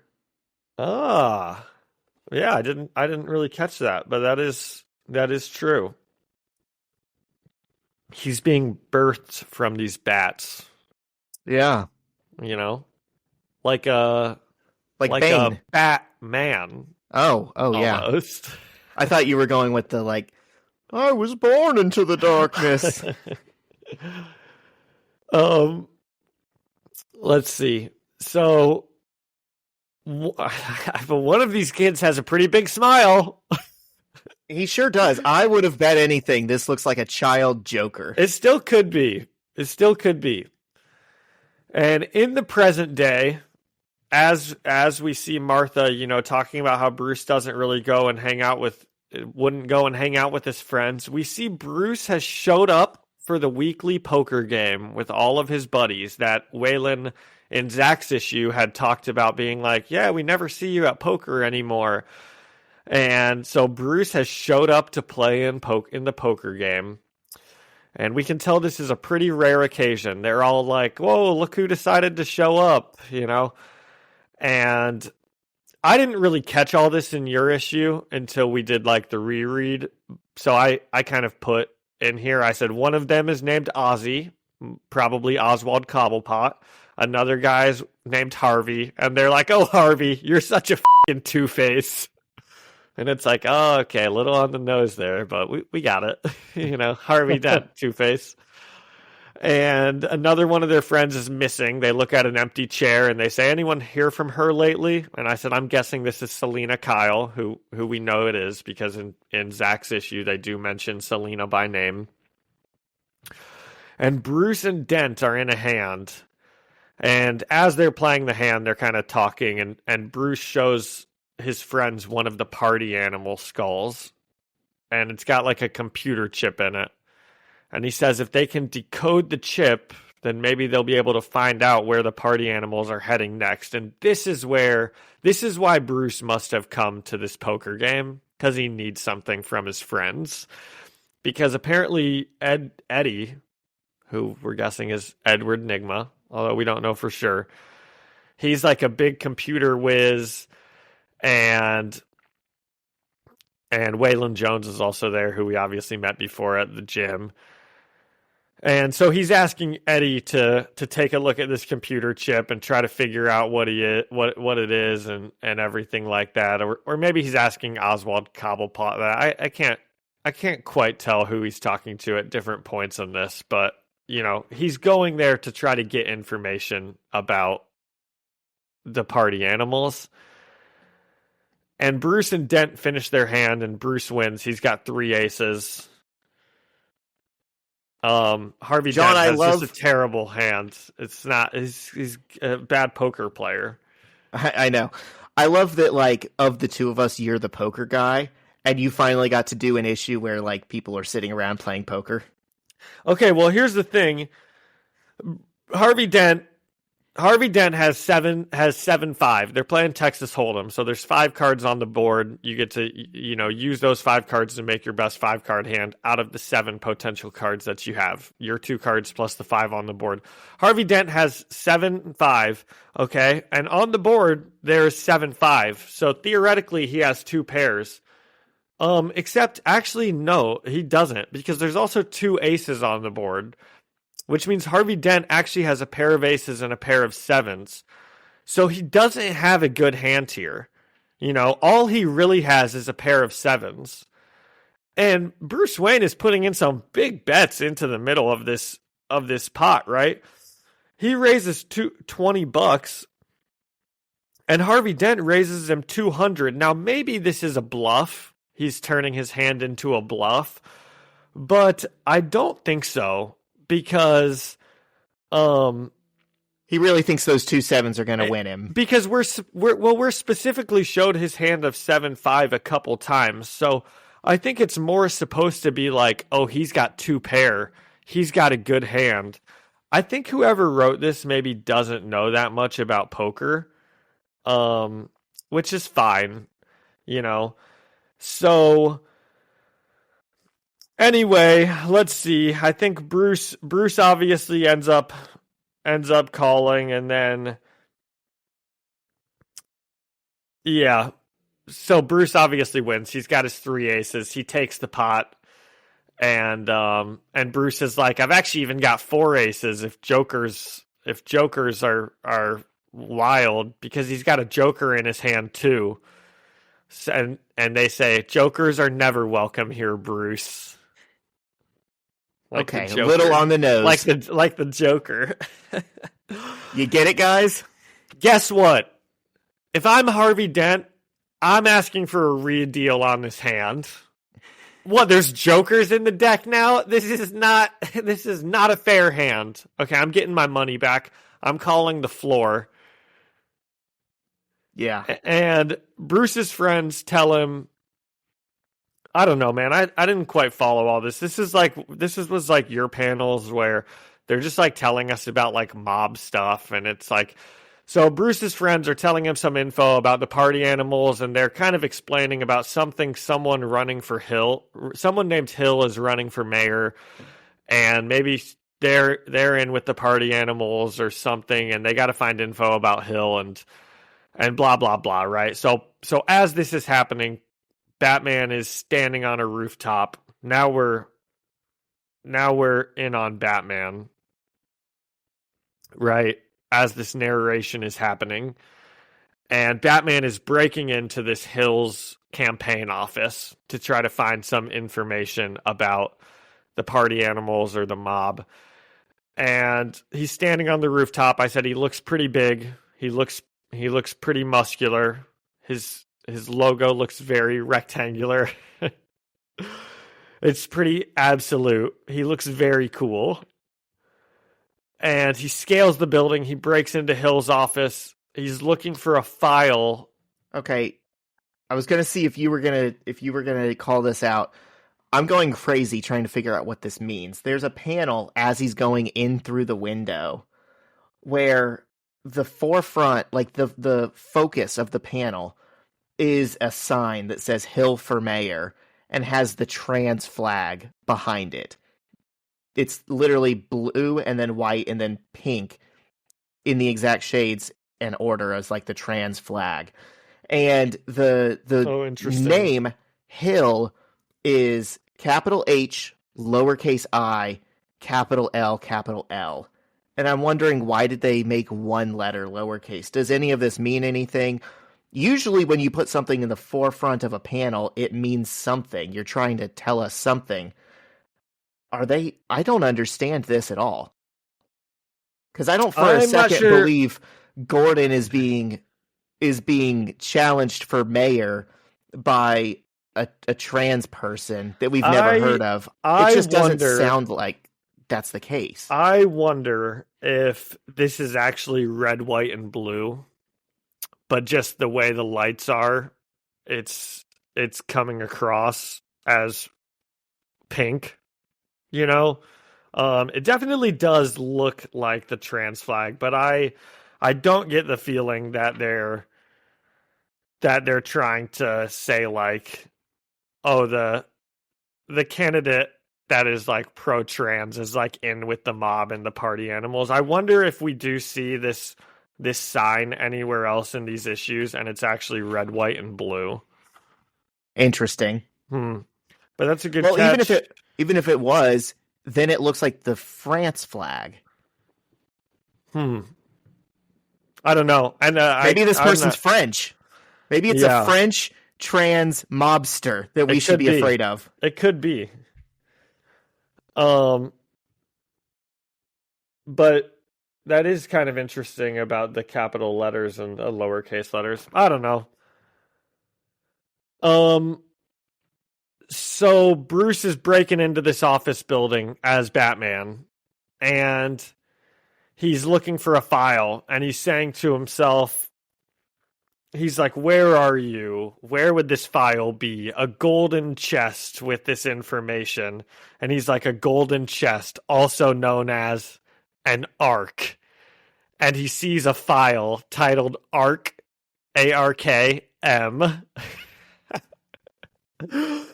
It is, get it, Zach? I Arkham. get it. Arkham, yeah. Arkham must not be an Arkham Asylum here. It's going to be something else. ARK, capital M. This is kind of like the Ultimate Universe, where like everything is like there, but it's different. Sure. Right? Victor Von Doom is Victor Van Dam.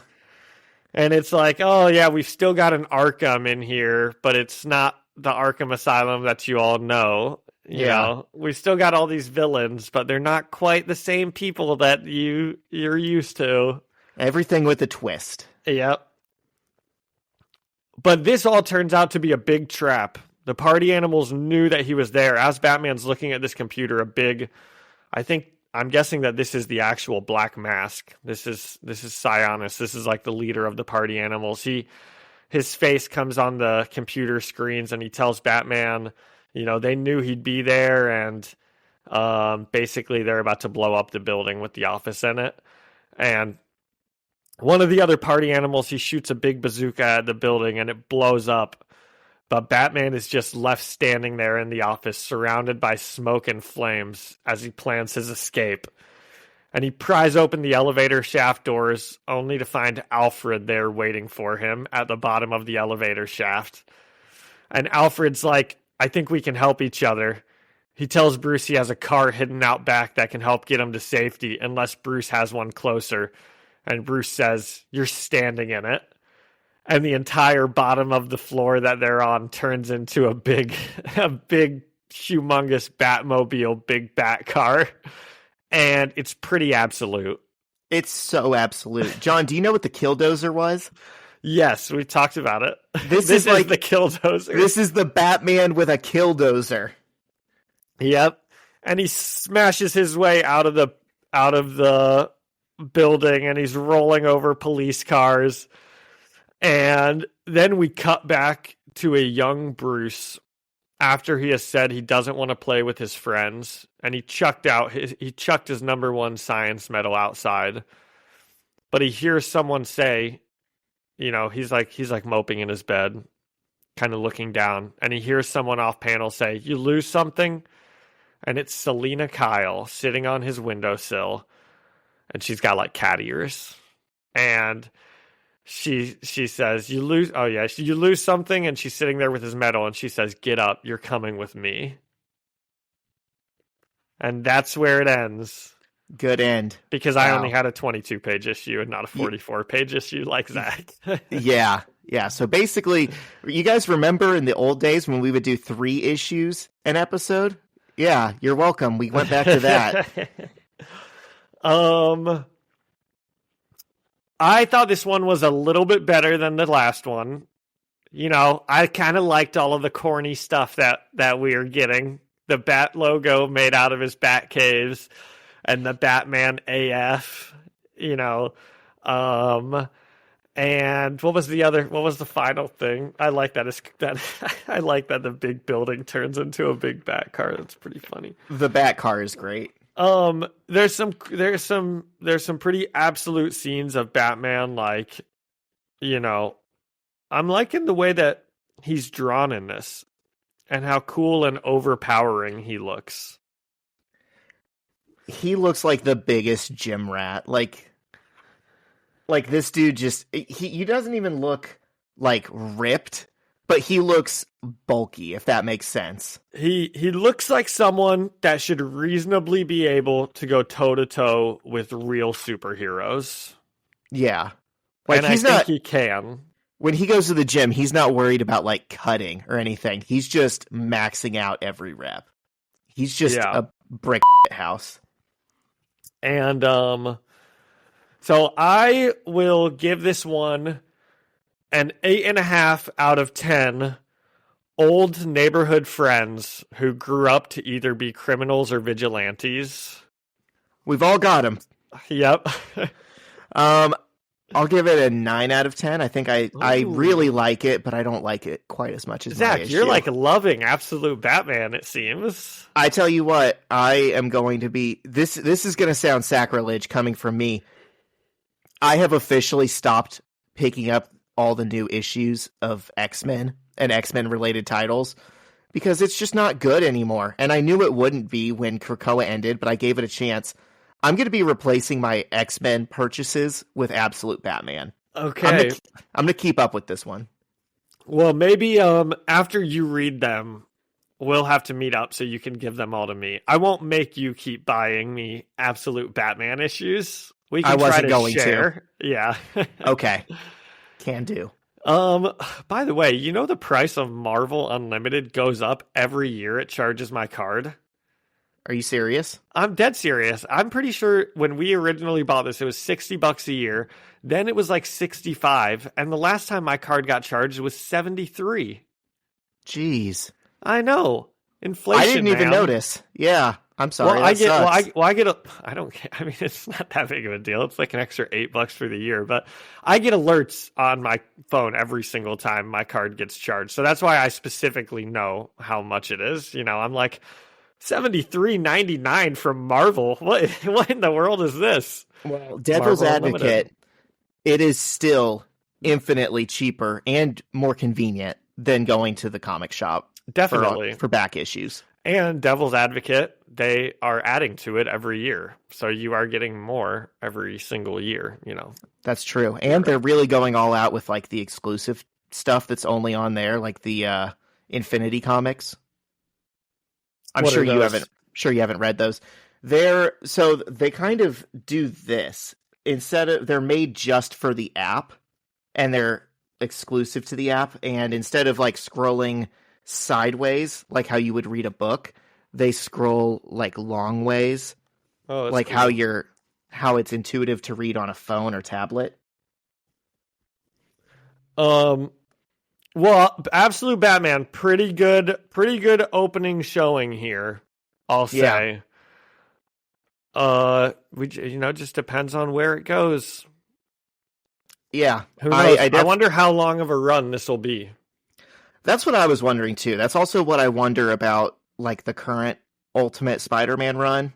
I'm like, Jonathan Hickman is good, but he's such a wild card. Like he left X-Men early and it kind of, got derailed because of that. How long is he really going to stay and write this Spider-Man book?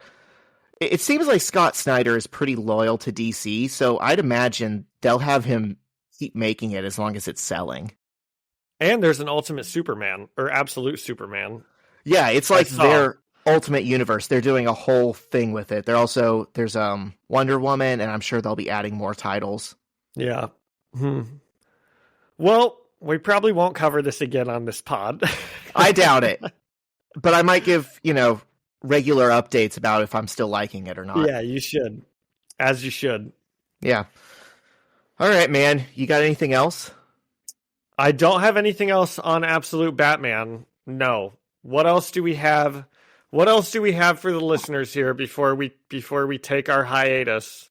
Excuse me. Sorry. I still have some kind of a cough. And I go have my jaw surgery. That hopefully I'll be fine. Well, that reminds me about we've gotten a lot of people writing in the last week or two, and I'm not going to read them all, but I have sorted them into basically 4 categories that were more or less saying the same thing. Okay. In order of what we've gotten, number 1, I told John, everyone's really pulling for you, man. We got a lot of people after we said you're having jaw surgery who are wishing you well. Well, I appreciate that. I'm pretty nervous about it, so I appreciate all the well wishes, and if you believe in prayer, I'll take those too. Yeah. And we've got a lot of people who are, kind of sad about the hiatus, which is understandable. Yeah, of course. I'm sad about it myself. I'm sure you are too. Yeah. Well, yeah. I'm going to have more free time, but I'm sure when we come back, we'll have really missed it. Definitely. And we also got more nice reviews and words of encouragement, which, of course, we always love. Yep. And then we got a few that said, stop talking politics. And it's like, you know what? Never. Deal. For the next 2 months, you will not hear a peep from us. Yep. And when we come back, we're coming back with a vengeance. That's right. Okay. That's what I had. You got anything? Anything else? Oh man, well we already talked about all the movies that we watched at the beginning of the issues. I'll say this. Happy holidays, listeners. In previous years you've gotten Thanksgiving and Christmas specials and New Year's end of the year reviews. You're missing all of that because of when this hiatus is coming. So we won't see you again during the holidays. Maybe so we'll have to say now, happy holidays. Maybe we'll have to come back with a strong Valentine's Day special. Maybe. I was thinking we'll be coming back around the Super Bowl. Maybe people will finally get to hear your infamous Super Bowl story. Should we read it again? Should we read our Super Bowl issue again? The Spider-Man playing football? 2 years later? Yeah. If you want, man. I don't know what the demand for that's going to be, but okay. If you want to revisit your favorite issue, I won't say no. No, it's okay. We don't have to do that. I want to come up with something else before we get into trivia. We're still obviously going to do Webhead trivia time. But I just don't have anything. We covered it all. It was a long episode, so... It's been a long episode. Okay, and guess let's do some trivia. I'm guessing our first episode back will also be a long episode because we'll have accumulated things to talk about. Okay. It's trivia time. Oh, he said it. Ding. I'm going to bleep it. We were in the Ultimate Spider-Verse, or the Spider-Verse, or... We were either beyond the Spider-Verse or across the Spider-Verse or that's what I'm going to start. I'm going to start teaching the kids about prepositions, and instead using of those, the key way you teach about prepositions is sometimes like it's anything a plane can do to a cloud. And I'm going to start saying it's anything you can do to a Spider-Verse. They're going to say, Mr. Opat, why are we failing our standardized tests now all of a sudden? You can go from the Spider-Verse. You can go away from the Spider-Verse. You can go into the Spider-Verse. You can go around the Spider-Verse. You can go around the Spider-Verse. Yep. Yeah. All right. Which famous actor voices one of the Spider-Men in Into the Spider-Verse? This is such a dumb question. They're all famous actors. Nick Cage. Let's see how many we can get. Oh, is that the one they're looking at? That's literally the answer.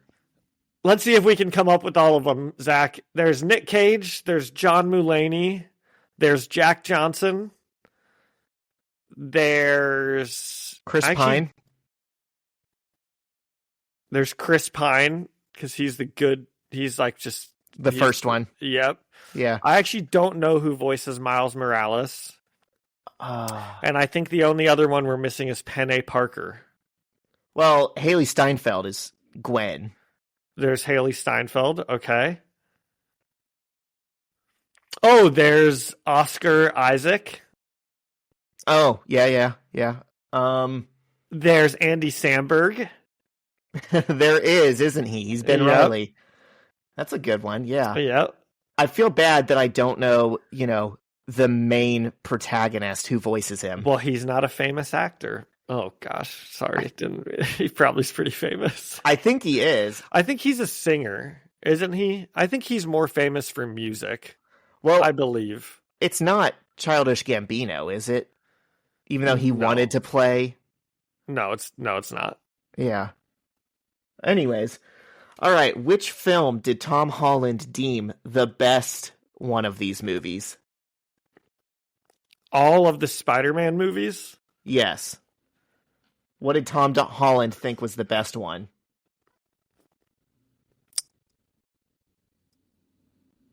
Spider-Man number 2 with Doc Ock.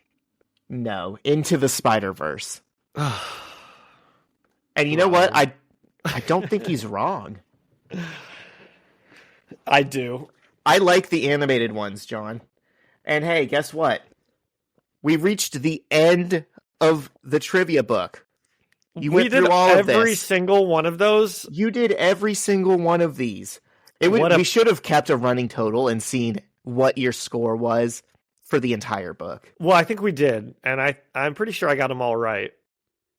I believe we got 100 out of 100%. Yeah, that sounds right. And no one's going to check us on that? No. And if you guys kept a tally yourselves, let us know what you did. Except your tally is wrong, and John got them all right. No, I meant a tally for them. Oh, yeah, if they were answering them. Okay. Yeah. Well, cool. I don't need this thing anymore. Now we can Spider-Man trivia no more. That's true. Or maybe I'll get another book for Christmas. Oh, nice. Okay, is that it? I think that's all I had. Okay. Well, thank you everyone for listening to us and sticking with us through the hiatus. We appreciate all the comments, and Zach told me you guys all left some nice comments for me, and I do appreciate those. So thank you to Ian Hickey for the music and Alyssa Seaman for the artwork, and thank you all for listening and leaving us a review or a comment. You can find us the First Read Ultimate Spider-Man podcast on Spotify or Apple Music or anywhere else you listen to podcasts. And you can come and chat with us and leave us a comment on Instagram at First Read Podcast. Send us an email at firstreadspidey@gmail.com or find us on YouTube, First Read Ultimate Spider-Man Podcast. See you next year.